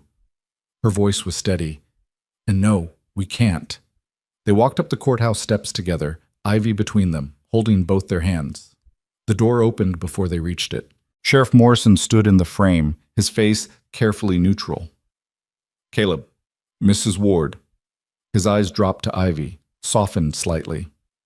Miss Ivy? Wasn't expecting to see you folks today. We need to see Judge Hartwell, Caleb said. It's a legal matter. Morrison's expression didn't change, but something flickered in his eyes. Understanding, maybe, or confirmation of a suspicion. Judge is in his chambers. I'll let him know you're here. They waited in the narrow hallway, standing because sitting felt like surrender. Through the walls came the muffled sounds of town business, voices raised in argument, the scratch of pen on paper, boots on wood floors.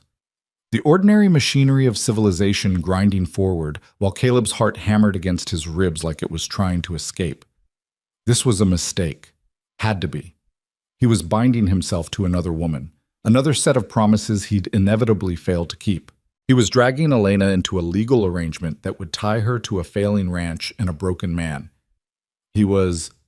Elena's hand found his, squeezed once, brief, almost impersonal, but enough to pull him back from the spiral. "Breathe," she said softly. "Just breathe." He did. In through his nose, out through his mouth, the way he'd coached her through the false labor that night, the way she was now coaching him through this different kind of crisis. Partnership, he reminded himself. That's what they'd agreed to. Not romance, not rescue. Just two people facing the world's cruelty together instead of separately. The door to the judge's chambers opened. Judge Hartwell emerged, a man in his 60s with steel-gray hair and eyes that had seen enough of human nature to be surprised by very little. Those eyes swept over the three of them and settled into something that might have been resignation. "Mr. Mercer, Mrs. Ward," he gestured to his office. "Please, come in." The office was spare, functional. Law books lined the walls. A desk dominated the center, buried under papers that suggested the messiness of justice. Hartwell settled into his chair and folded his hands. "I assume you're here regarding the situation with Grant Ward." "We're here to get married," Caleb said bluntly. "Today, if possible." Hartwell's eyebrows rose fractionally. "I see. And you understand the legal implications, the permanence."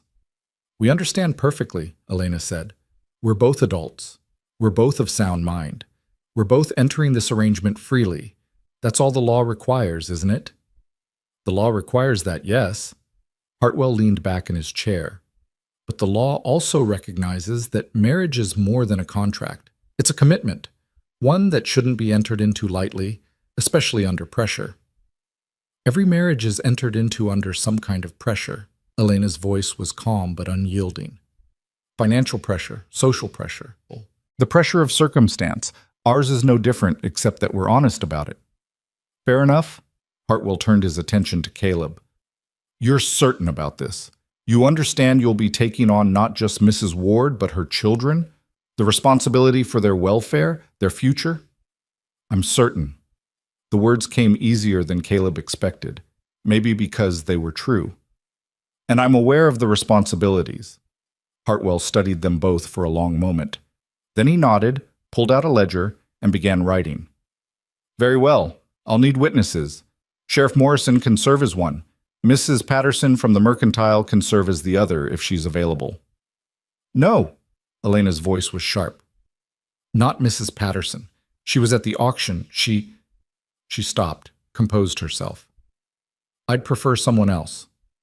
Hartwell's expression shifted into something almost like sympathy. "I understand. Let me see who else is available." He stepped out.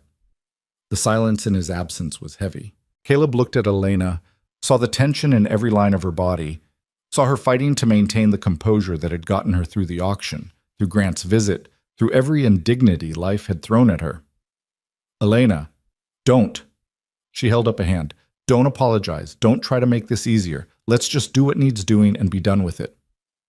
Ivy, who'd been silent throughout, spoke up. "Mama, are you sad?" Elena's face transformed, all the steel melting into tenderness. "No, sweetheart. I'm just nervous. Getting married is important, even when it's..." She paused, searching for words. "Even when it's practical." "Mr. Mercer's nice," Ivy offered. "He'll be a good husband." The simplicity of the child's faith was devastating. Caleb felt it land in his chest like a stone. "I'll try," he said, because he owed her honesty at least. "I'll try to be."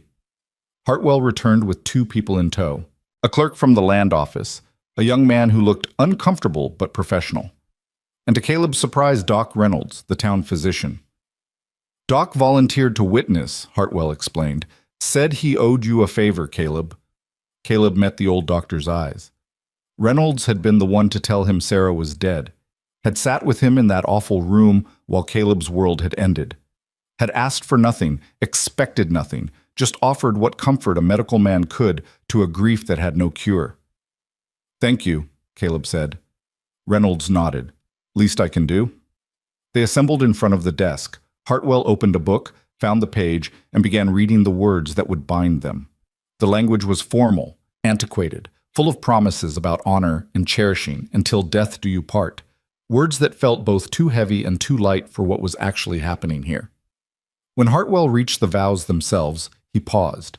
"Do you, Caleb James Mercer, take this woman to be your lawfully wedded wife, to have and to hold from this day forward, for better or for worse, for richer or for poorer, in sickness and in health, until death do you part?" The words hung in the air. Behind them, Caleb could hear the ghost of different words, different promises, made to a different woman in a different time. Sarah's voice, bright with hope, saying yes to a future they'd both believed in.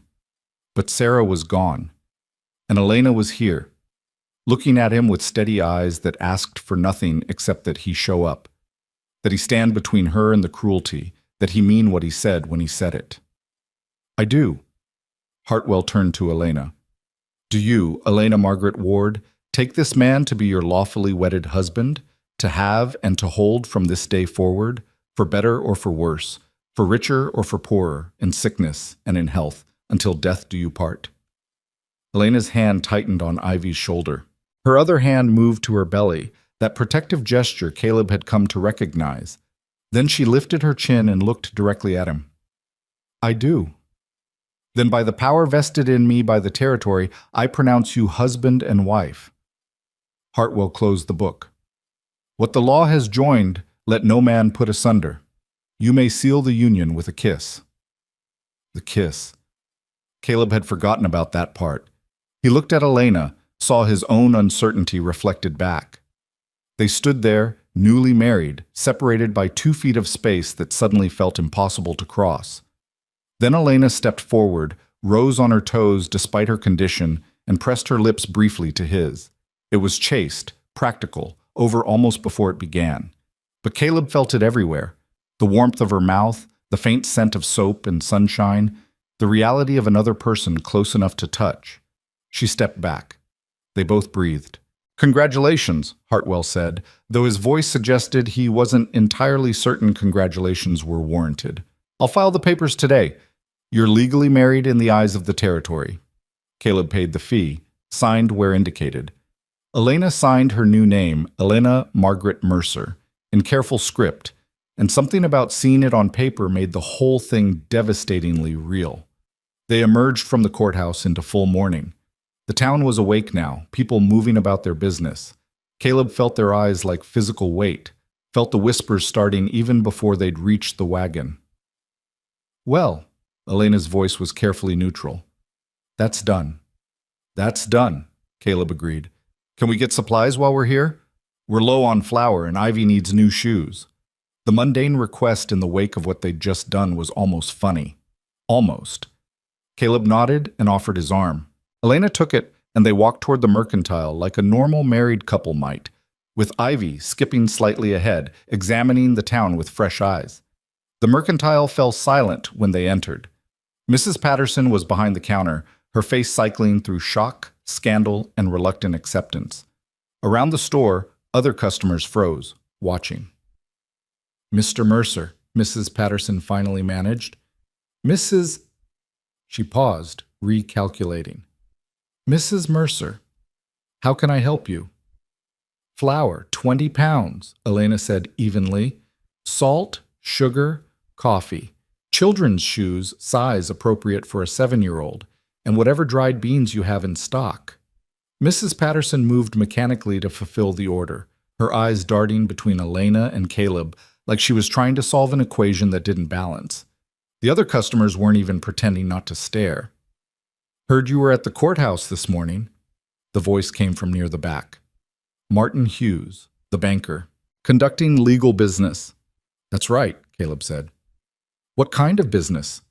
The question was intrusive, inappropriate, and entirely expected.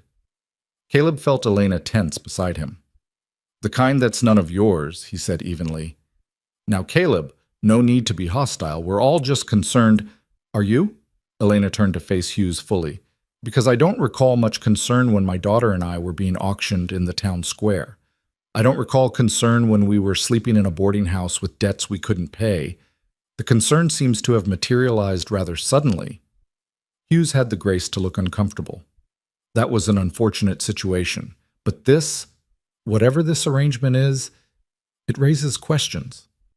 Then let me answer them. Elena's voice carried across the suddenly quiet store. Caleb and I were married this morning by Judge Hartwell with Sheriff Morrison and Doc Reynolds as witnesses. It's legal, it's proper, and it's none of your business why or how.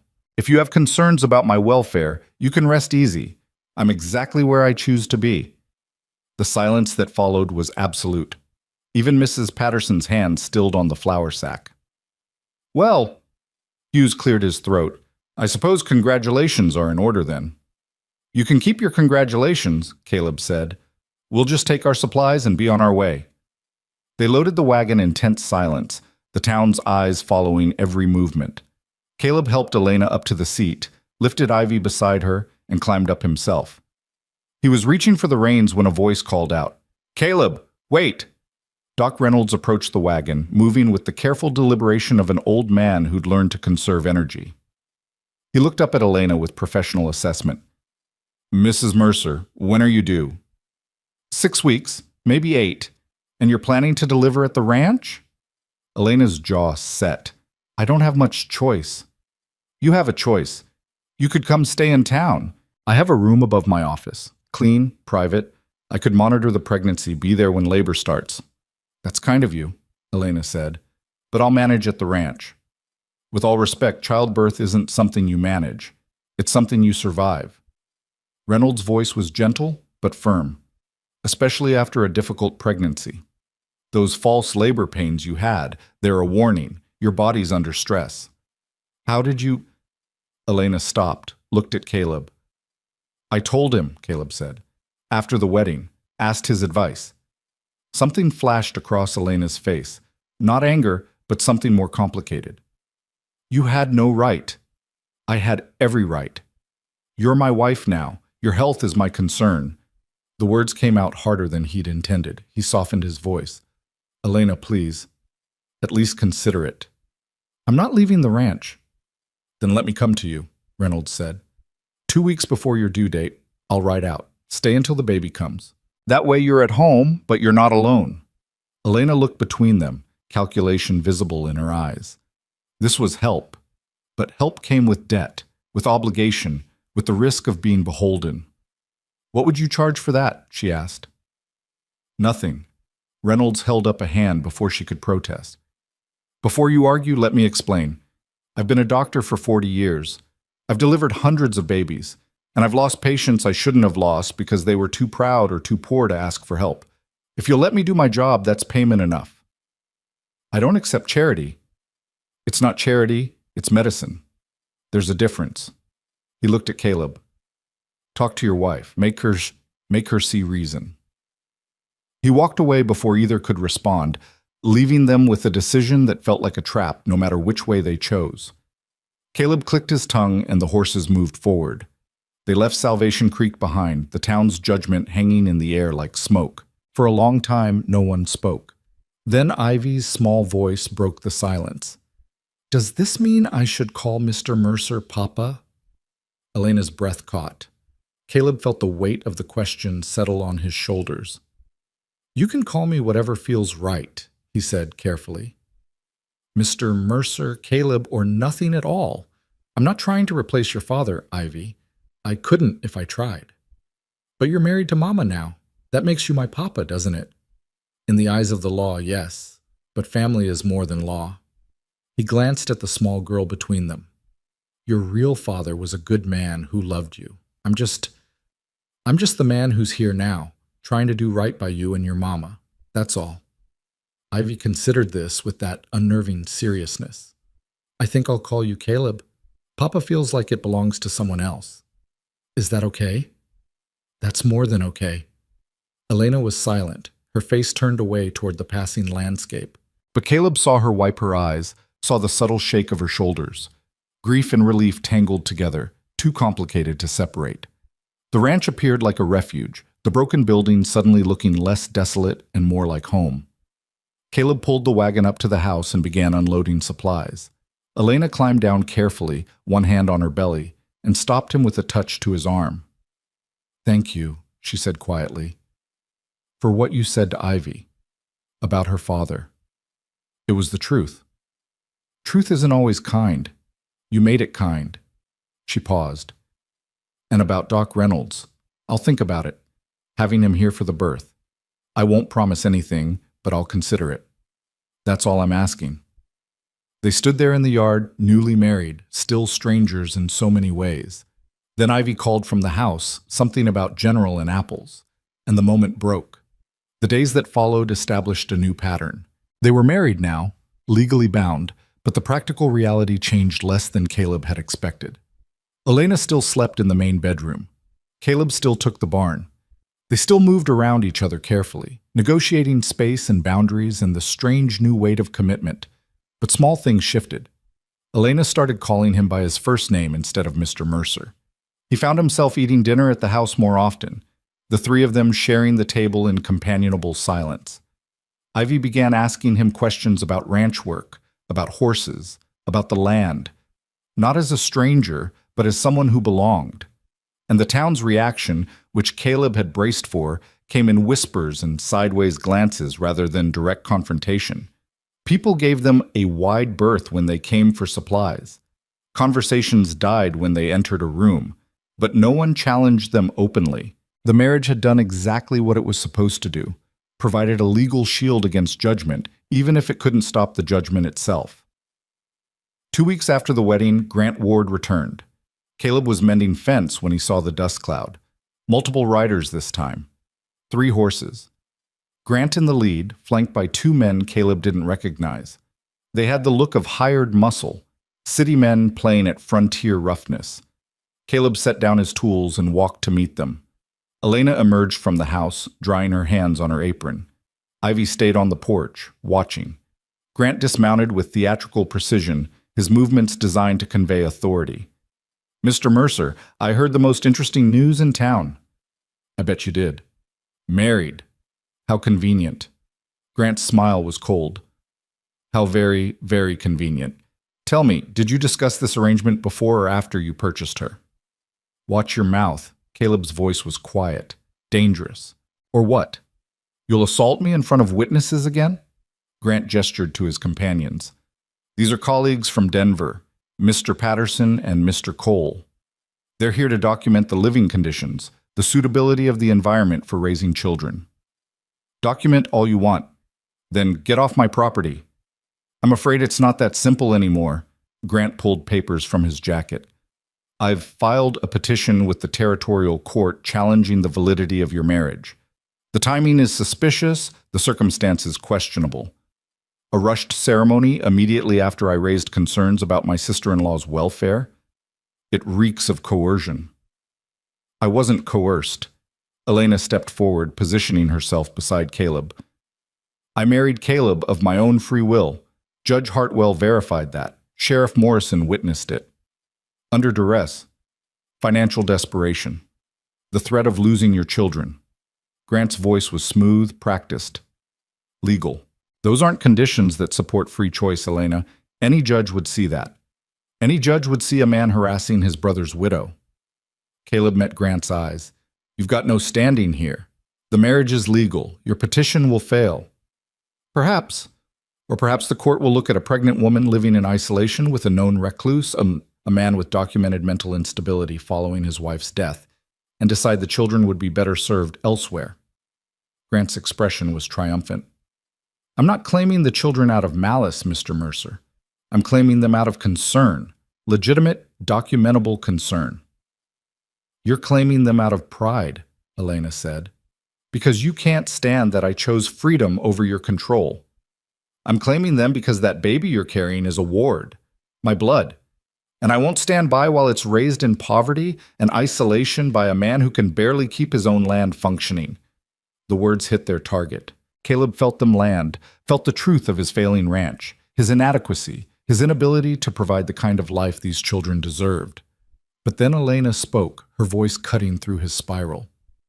That baby is mine. Mine to raise, mine to protect, mine to decide what's best for. Not yours, not the court's, mine.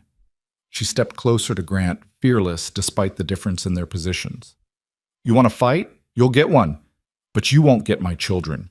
You won't get to parade your concern and your money and your influence and pretend it makes you family. Family shows up when people need them, not after they've already survived. Grant's jaw tightened. We'll see what the court says about that. You have 30 days to respond to the petition. Use them wisely. He mounted his horse, his companions following suit. They rode away slowly, deliberately, making sure their exit was as theatrical as their entrance. The silence they left behind was crushing. Elena swayed. Elena, Caleb caught her arm, steadied her. Inside, now. I'm fine. You're shaking. Inside. He guided her to the house, sat her at the table. Ivy appeared with water without being asked, her small face pale with understanding beyond her years. He's going to take us away, isn't he? Ivy's voice was small. No. Caleb knelt to her level. He's going to try. But trying isn't succeeding. We won't let it happen.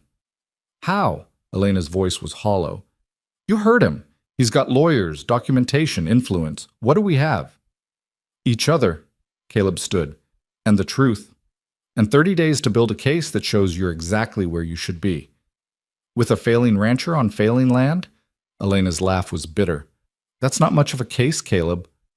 Then we make it more. He turned to face her fully. We make this ranch work. We show profit, productivity, stability. We document everything. Your health, Ivy's education, the household accounts. We get character witnesses.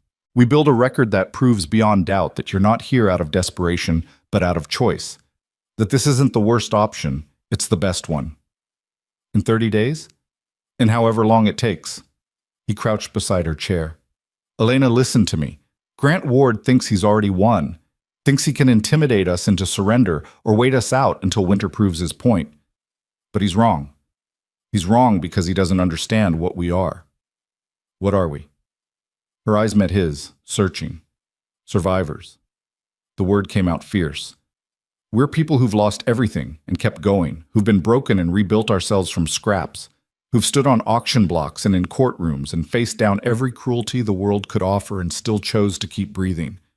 That's not weakness, Elena. That's the strongest thing there is. Something shifted in her expression. The despair receded, replaced by something harder, more determined. Okay, she said. Okay. We fight. We fight. Ivy moved between them, small hands finding both of theirs. Together? Caleb looked at this child, this unexpected daughter, and felt the weight of responsibility settle more firmly on his shoulders. Not the crushing weight he'd feared, but something almost bearable, almost right. Together, he confirmed. And there, in the kitchen of a house that had been dead and was slowly coming back to life, they made their stand, not with grand gestures or dramatic declarations, but with the simple, stubborn decision to not surrender. Outside, the sun continued its path across the sky. The land continued its slow cycle of growth and decay. And somewhere in Denver, Grant Ward began building his case.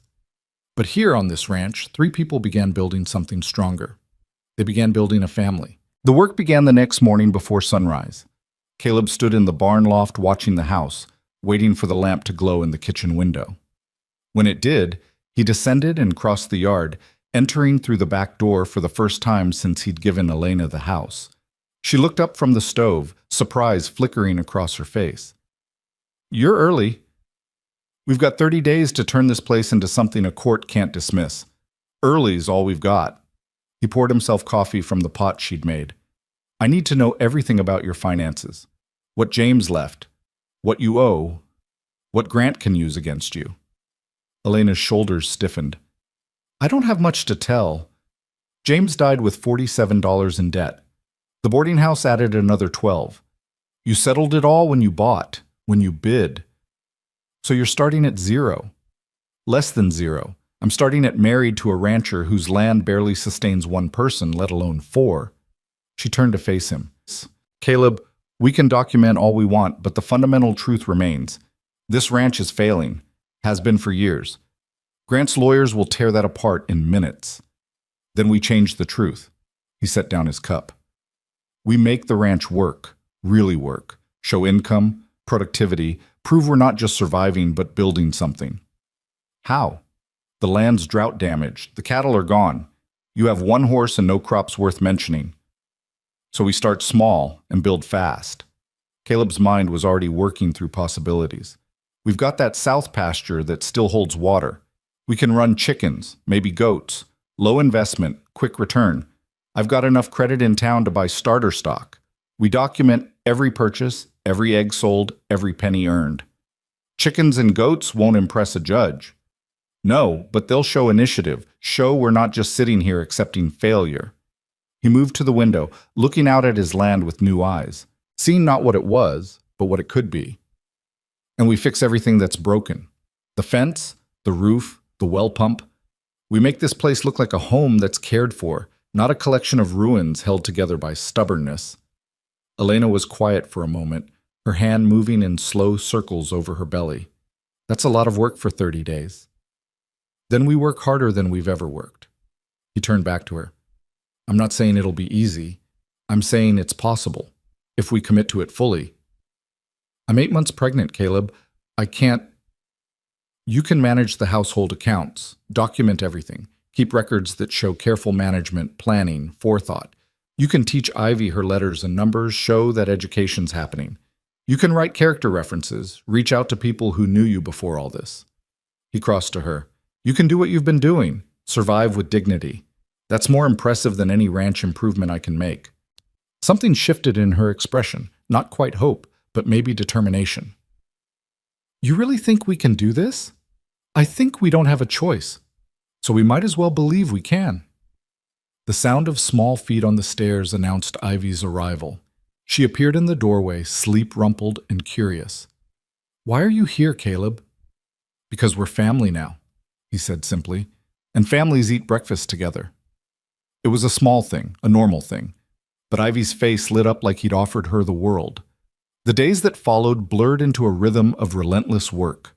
Caleb rode to town and bought 6 chickens and a rooster with money he didn't have, trusting the mercantile would extend credit based on his years of reliable payment. He bought 2 young goats from a neighboring ranch, animals that could browse the scrub and turn it into milk and eventually meat. He purchased lumber and nails and shingles and everything else needed to transform neglect into maintenance. Elena threw herself into documentation with the same fierce energy she'd brought to everything else. She created ledgers tracking every expense, every asset, every improvement. She wrote letters to the minister who'd married her to Thomas, to the teacher who'd known Ivy before Denver, to anyone who could testify to her character and capability. She taught Ivy mathematics using chicken eggs and reading using the old newspapers Caleb brought back from town. And slowly, impossibly, the ranch began to transform. The chicken coop that had stood empty for 2 years filled with noise and life. The goats cleared brush and provided milk that Elena turned into cheese, which she sold in town for small but real profit. The fence got mended, the roof got patched, the well pump got fixed properly for the first time in years. Caleb worked from dawn until dark, pushing his body past exhaustion, falling into his bedroll in the barn, too tired to think about failure or fear. But one night, 2 weeks into their 30-day countdown, Elena appeared at the barn door. You need to sleep in the house. He looked up from the harness he was mending. I'm fine here. You're not fine. You're exhausted. You're pushing too hard. She stepped into the barn, moving carefully in the dim light. We have a spare room. Ivy's room is small. You should take the larger bedroom. That's your room. It's too big for just me, and you're my husband. It's ridiculous that you're sleeping in a barn. She held up a hand before he could protest. I'm not suggesting, we're not. She stopped, frustrated. There's a bed. You need proper rest. That's all this is. Caleb studied her. This woman who'd been so fierce about maintaining boundaries, about keeping their arrangement clearly defined, now offering to share space to blur those lines. Elena, please. The word came out softer. Let me do this one thing. You've done so much. Let me give you a decent place to sleep. He couldn't argue with that. Didn't want to, if he was honest. The barn was cold, the bedroll was thin, and his body was screaming for rest.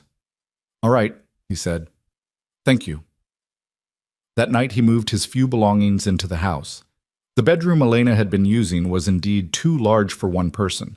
She'd divided it with a curtain hung from the ceiling beam, creating two spaces within one room. Her side held her bed and Ivy's crib that would soon hold the new baby. His side held a bed he recognized, the one he'd shared with Sarah, moved down from the attic where he'd stored it. "I hope that's okay," Elena said from the doorway. "I thought it seemed wasteful for it to just sit unused." "It's fine." His voice came out rough. "It's just a bed." But it wasn't just a bed. It was the place where Sarah had died, where he'd held her while the life bled out of her, while she'd begged him to promise he'd be okay, a promise he'd never managed to keep. Elena seemed to read something in his face. "I can move it back. I didn't think—" "Leave it." He sat on the edge of the mattress, felt the familiar give of old springs. "You're right. It's wasteful to let it sit unused, and maybe—" He stopped. Started again. "Maybe it's time to stop treating everything from before like it's sacred, like touching it will somehow dishonor her memory. Or maybe," Elena said quietly, "using things she loved honors her better than locking them away." She left him alone to settle in. Caleb lay down on Sarah's side of the bed, his side now, he supposed, and stared at the ceiling. The same ceiling he'd stared at 3 years ago, the same room. But everything was different. Sarah was gone, Elena was here, and somehow, impossibly, life was continuing. He slept better than he had in months. The 25th day arrived with a letter from Grant's lawyer. Elena read it at the kitchen table, her face carefully blank. Then she passed it to Caleb without a word. The language was legal, dense, but the message was clear. Grant was requesting a formal hearing to determine custody and living arrangements for both Ivy and the unborn child. He was claiming that Elena's marriage to Caleb was coercive, that the ranch was inadequate, that the children's welfare demanded intervention. The hearing was set for 1 week from today. 5 days left. "We're not ready," Elena said. "We've done so much, but it's not enough. He's going to walk in with lawyers and money and a house in Denver, and we're going to counter with chickens and a patched roof." "We're going to counter with truth," Caleb set down the letter. "With evidence that you're a capable mother in a stable home with support and resources. That's what matters." "To who? To you? To me?" Elena's voice rose. "The judge is going to see what he sees, a pregnant woman in the middle of nowhere with a man she barely knows. All our documentation, all our work, it's not going to change the fundamental optics. Then we change what he sees." Caleb stood, pacing the small kitchen. "We bring people to testify. Doc Reynolds can speak to your health, to the preparations we've made for the birth.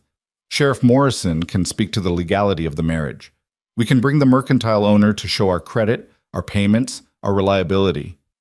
And Grant will bring character witnesses who'll say I'm unfit, who'll say I abandoned propriety by marrying so quickly, who'll say—" Her voice broke.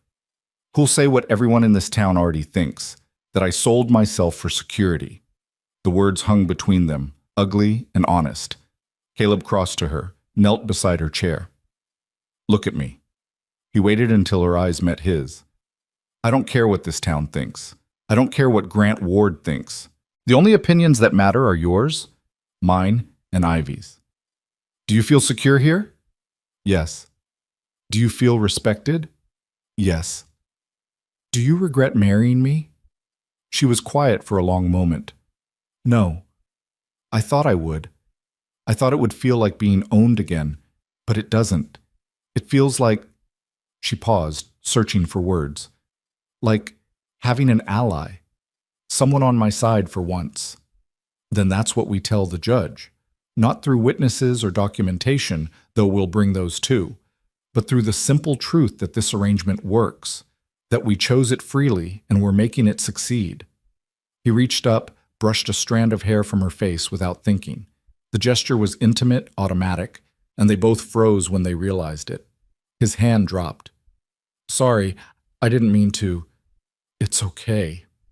Elena caught his hand before he could pull away completely. "Caleb, I need to tell you something about the baby. His heart stopped. Is something wrong? No, nothing wrong. But I need you to understand. When it comes, when I'm in labor, I'm going to be scared. Not of the pain, but of the outcome. I lost a baby between Thomas and Ivy. Lost 3 more before I married James. This one, her hand moved to her belly. This one stayed. This one's fighting, but I'm terrified that when the moment comes, my body will fail again.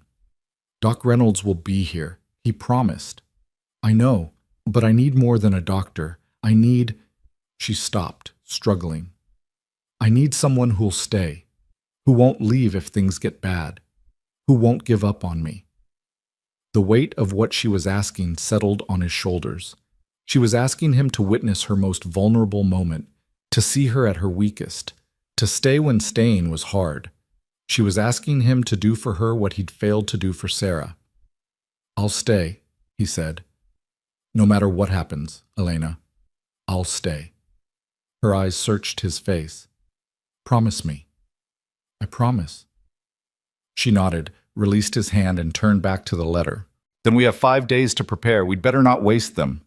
The days raced by in a blur of final preparations. Caleb rode to neighboring ranches, asking for character references. Found 3 ranchers willing to testify that he was reliable, honest, and capable despite his isolation. Elena finished her documentation, creating a portfolio that showed careful household management and planning. Doc Reynolds arrived on the 28th day, true to his word, and set up in the small room off the kitchen. And on the 29th day, Elena went into labor. It started just after dawn. Caleb was feeding the chickens when he heard her call his name. Not panicked, but urgent. He dropped everything and ran to the house. She was standing in the kitchen, one hand braced on the table, the other pressed to her belly. It's time. You're sure? I've done this before. I'm sure. Another contraction hit. She breathed through it the way he'd taught her months ago. Get Doc Reynolds. And Caleb? She grabbed his arm. Remember your promise. I remember. The hours that followed were the longest of Caleb's life. Longer than waiting for Sarah to die. Longer than the auction. Longer than any night he'd spent alone in the barn convincing himself that isolation was survivable. Doc Reynolds examined Elena, declared things progressing normally, and settled in for the wait. Caleb stayed in the room despite the doctor's suggestion that he might prefer to wait elsewhere. He'd promised to stay. He'd stay. Ivy sat on the porch, too young to fully understand, but old enough to know something momentous was happening. Caleb checked on her between contractions, making sure she wasn't too frightened. Is Mama going to be okay? Ivy asked. Yes. How do you know? Because she's the strongest person I've ever met, and because Doc Reynolds is here, and because I'm not going to let anything happen to her. It was a promise he had no right to make. Childbirth didn't care about promises, but he made it anyway. The labor intensified as the sun climbed higher. Elena's careful control began to fracture. She cried out, gripped Caleb's hand hard enough to leave marks, begged for it to be over, then apologized for being weak, then cried again when another wave hit. You're not weak, Caleb told her. You're doing exactly what you need to do. I can't. You can. You are. Doc Reynolds moved between examinations and encouragement, his old hand steady, his voice calm. Almost there, Elena. The baby's crowning. Next contraction, you push with everything you have. Caleb positioned himself behind her, supporting her weight, letting her lean into him. She was drenched in sweat, trembling with exhaustion, but when the next contraction came, she bore down with a strength that took his breath away. And then, impossible and perfect, a baby's cry filled the room. It's a boy, Doc Reynolds announced, holding up a small, angry, beautiful life. A healthy boy. Elena sobbed, reaching for her son. The doctor placed him on her chest, still attached by the cord, and she held him like he was made of starlight and miracles. He's here, she whispered. He's really here. Caleb felt something in his chest crack open. Not the familiar crack of loss, but something different, something that felt dangerously like joy. Doc Reynolds worked quickly, efficiently, cutting the cord and cleaning the baby while Elena delivered the afterbirth. The doctor's face was professionally neutral, but Caleb saw the tension in his shoulders. Elena, you're bleeding more than I'd like. Not dangerous yet, but I need to manage it. Caleb, keep her talking. Keep her present. Fear crashed over him. Not this. Not again. He'd promised to stay, but he'd also promised Sarah everything would be fine, and it hadn't been. And, Caleb, Elena's voice cut through his spiral. I need you here. Now. He focused on her face, on her eyes, tired but alive, on the baby in her arms crying lustily, on the present moment, not the ghosts of the past. I'm here. Tell me about the ranch, about what we'll do when this is over. His voice caught. He tried again. We'll finish the fence, get more chickens, maybe some proper cattle come spring. We'll expand the garden, teach Ivy to ride. Teach this little one too, when he's big enough. What should we name him? Elena's voice was getting weaker. Elena, stay with me. Doc Reynolds' voice was sharp. I need you to stay present. I am present. I'm just tired. She looked down at her son. Thomas? We'll name him Thomas, after Ivy's father, after the good man who started this. Thomas, Caleb repeated. It's a strong name. The bleeding slowed. Doc Reynolds worked for what felt like hours, but was probably only minutes, his hands moving with the practiced efficiency of 4 decades of medicine. Finally, he sat back. You're going to be fine, Elena, but you need rest, a lot of rest. No getting up, no activity, just healing. Understand? I understand. The doctor looked at Caleb. She means it when she says rest. I know she's stubborn. Don't let her be. I'll make sure, Caleb said. Doc Reynolds cleaned up and left them alone with their new son. Elena held Thomas, counting his fingers, his toes, marveling at each small, perfect detail. Caleb sat beside the bed, watching them both, feeling the weight and wonder of what had just happened. You stayed, Elena said softly. I promised I would. Sarah was lucky to have you. The words should have hurt. Instead, they felt like absolution. I'm lucky to have you. Caleb didn't trust his voice. He just nodded. Ivy crept into the room, eyes wide. Mama, is that my brother? Come meet him, sweetheart. Ivy climbed carefully onto the bed, stared at the small, scrunched face, and smiled. He's tiny. You were tiny once, too. Can I hold him? Elena helped position Thomas in Ivy's arms, supporting his head. The girl held her brother with such careful reverence that Caleb felt his eyes burn.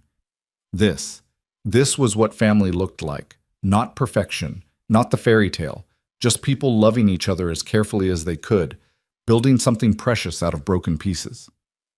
The hearing was the next day. They'd lost an entire day to the birth, had no time to prepare further. But when Caleb rode to town to inform the judge of the situation, carrying Doc Reynolds' medical documentation, something unexpected happened. Grant Ward withdrew his petition. Judge Hartwell delivered the news himself, riding out to the ranch that evening. He found them in the kitchen, Elena in bed visible through the open door, Ivy reading quietly beside her, Thomas sleeping in the cradle Caleb had hastily built, and Caleb himself sitting at the table looking like a man who'd survived a battle. Mr. Ward has withdrawn his custody claim, Hartwell announced without preamble. Apparently, Doc Reynolds sent him a rather strongly worded letter about the successful delivery and the stable home environment. Several other town residents added their own testimonials. The weight of evidence became insurmountable.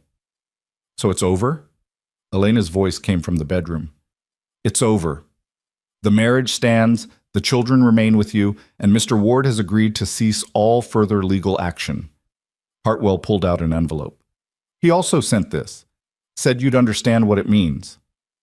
Elena opened it with shaking hands. Inside was a bank draft for $500 and a brief note. Caleb read it over her shoulder. For the child's welfare, consider all family debt settled. GW. He's buying his conscience, Elena said bitterly. He's admitting defeat, Hartwell corrected, and providing resources that will help establish this ranch on solid footing. I'd suggest you take it. We'll take it, Caleb said, and we'll use it to build something worth having. After the judge left, they sat in silence.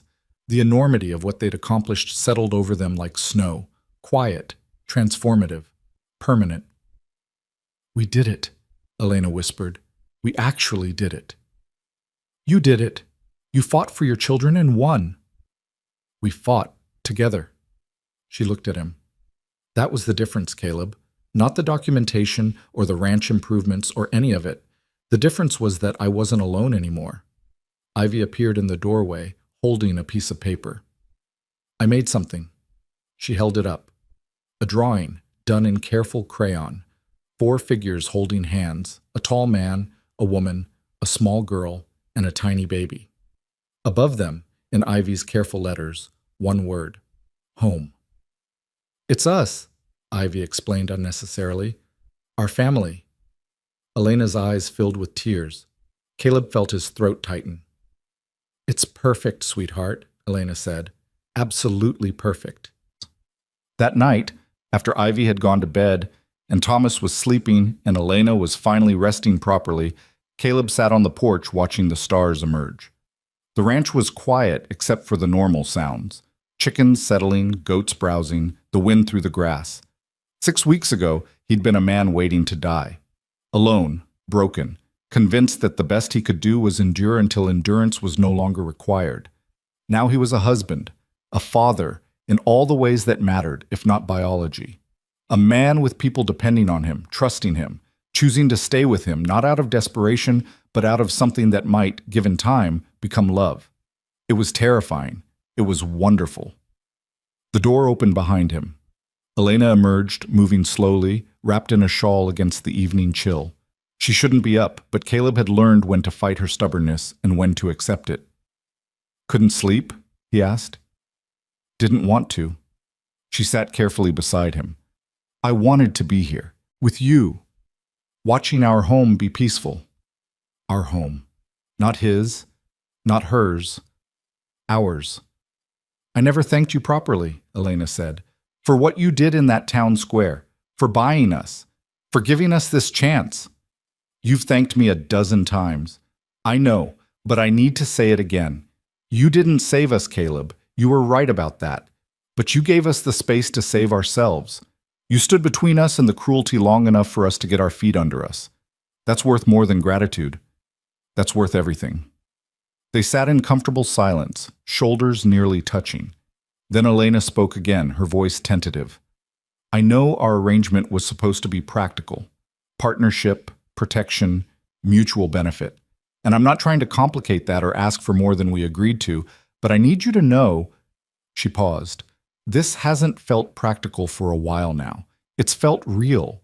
And I think maybe, if we're willing, it could become something even better than we planned. Caleb turned to look at her. At this woman who'd somehow slipped past every wall he'd built, who'd transformed his dead house into a home, who'd given him reason to wake up in the morning and purpose beyond mere survival. I think, he said carefully, it already has become something better. I just didn't want to presume, didn't want to ask for more than you were ready to give. What if I'm ready now? Then we take our time. We do this right. We build on what's already here instead of forcing something that isn't. He reached for her hand, held it gently. I failed Sarah by not being enough. I won't fail you by rushing into something neither of us is ready for. You didn't fail Sarah. Life failed you both. There's a difference. Maybe, he squeezed her hand, but either way, we go slow. We let this grow at its own pace, and whatever it becomes, we choose it together. Together, Elena agreed. They sat there as the stars multiplied overhead, as the night deepened around them, as their ranch breathed quietly in the darkness. Inside, their children slept. Ivy dreaming of horses and family, Thomas too new to dream of anything except warmth and safety. 2 broken people had become 4 whole ones, not through magic or miracle, but through the simple act of showing up. Of staying when leaving would have been easier, of choosing each other day after impossible day. The town would continue to whisper. Winter would come and test them. The ranch would demand constant work. The children would need care and guidance. Life would be hard in all the ordinary ways life always was, but they wouldn't face it alone. Caleb looked at Elena, at the mother of his children, at the partner who'd chosen to stay. We should go inside. You need rest. In a minute, she leaned her head on his shoulder. Let me have one more minute out here, being grateful. So he sat with her, holding her hand, watching their home exist peacefully in the darkness. And for the first time since Sarah died, Caleb let himself believe that maybe the future held more than just endurance. Maybe it held joy. Maybe it held love. Maybe it held all the quiet, ordinary miracles that came from choosing to stay when no one was watching. When there were no witnesses to judge or applaud, when it was just two people facing the world together, building something precious out of the wreckage they'd been given. The stars wheeled overhead. The wind carried the scent of sage and possibility. And on a broken ranch 12 miles from nowhere, a family settled into the business of being, not perfect, not easy, but real. And that, Caleb realized, was more than enough. It was everything.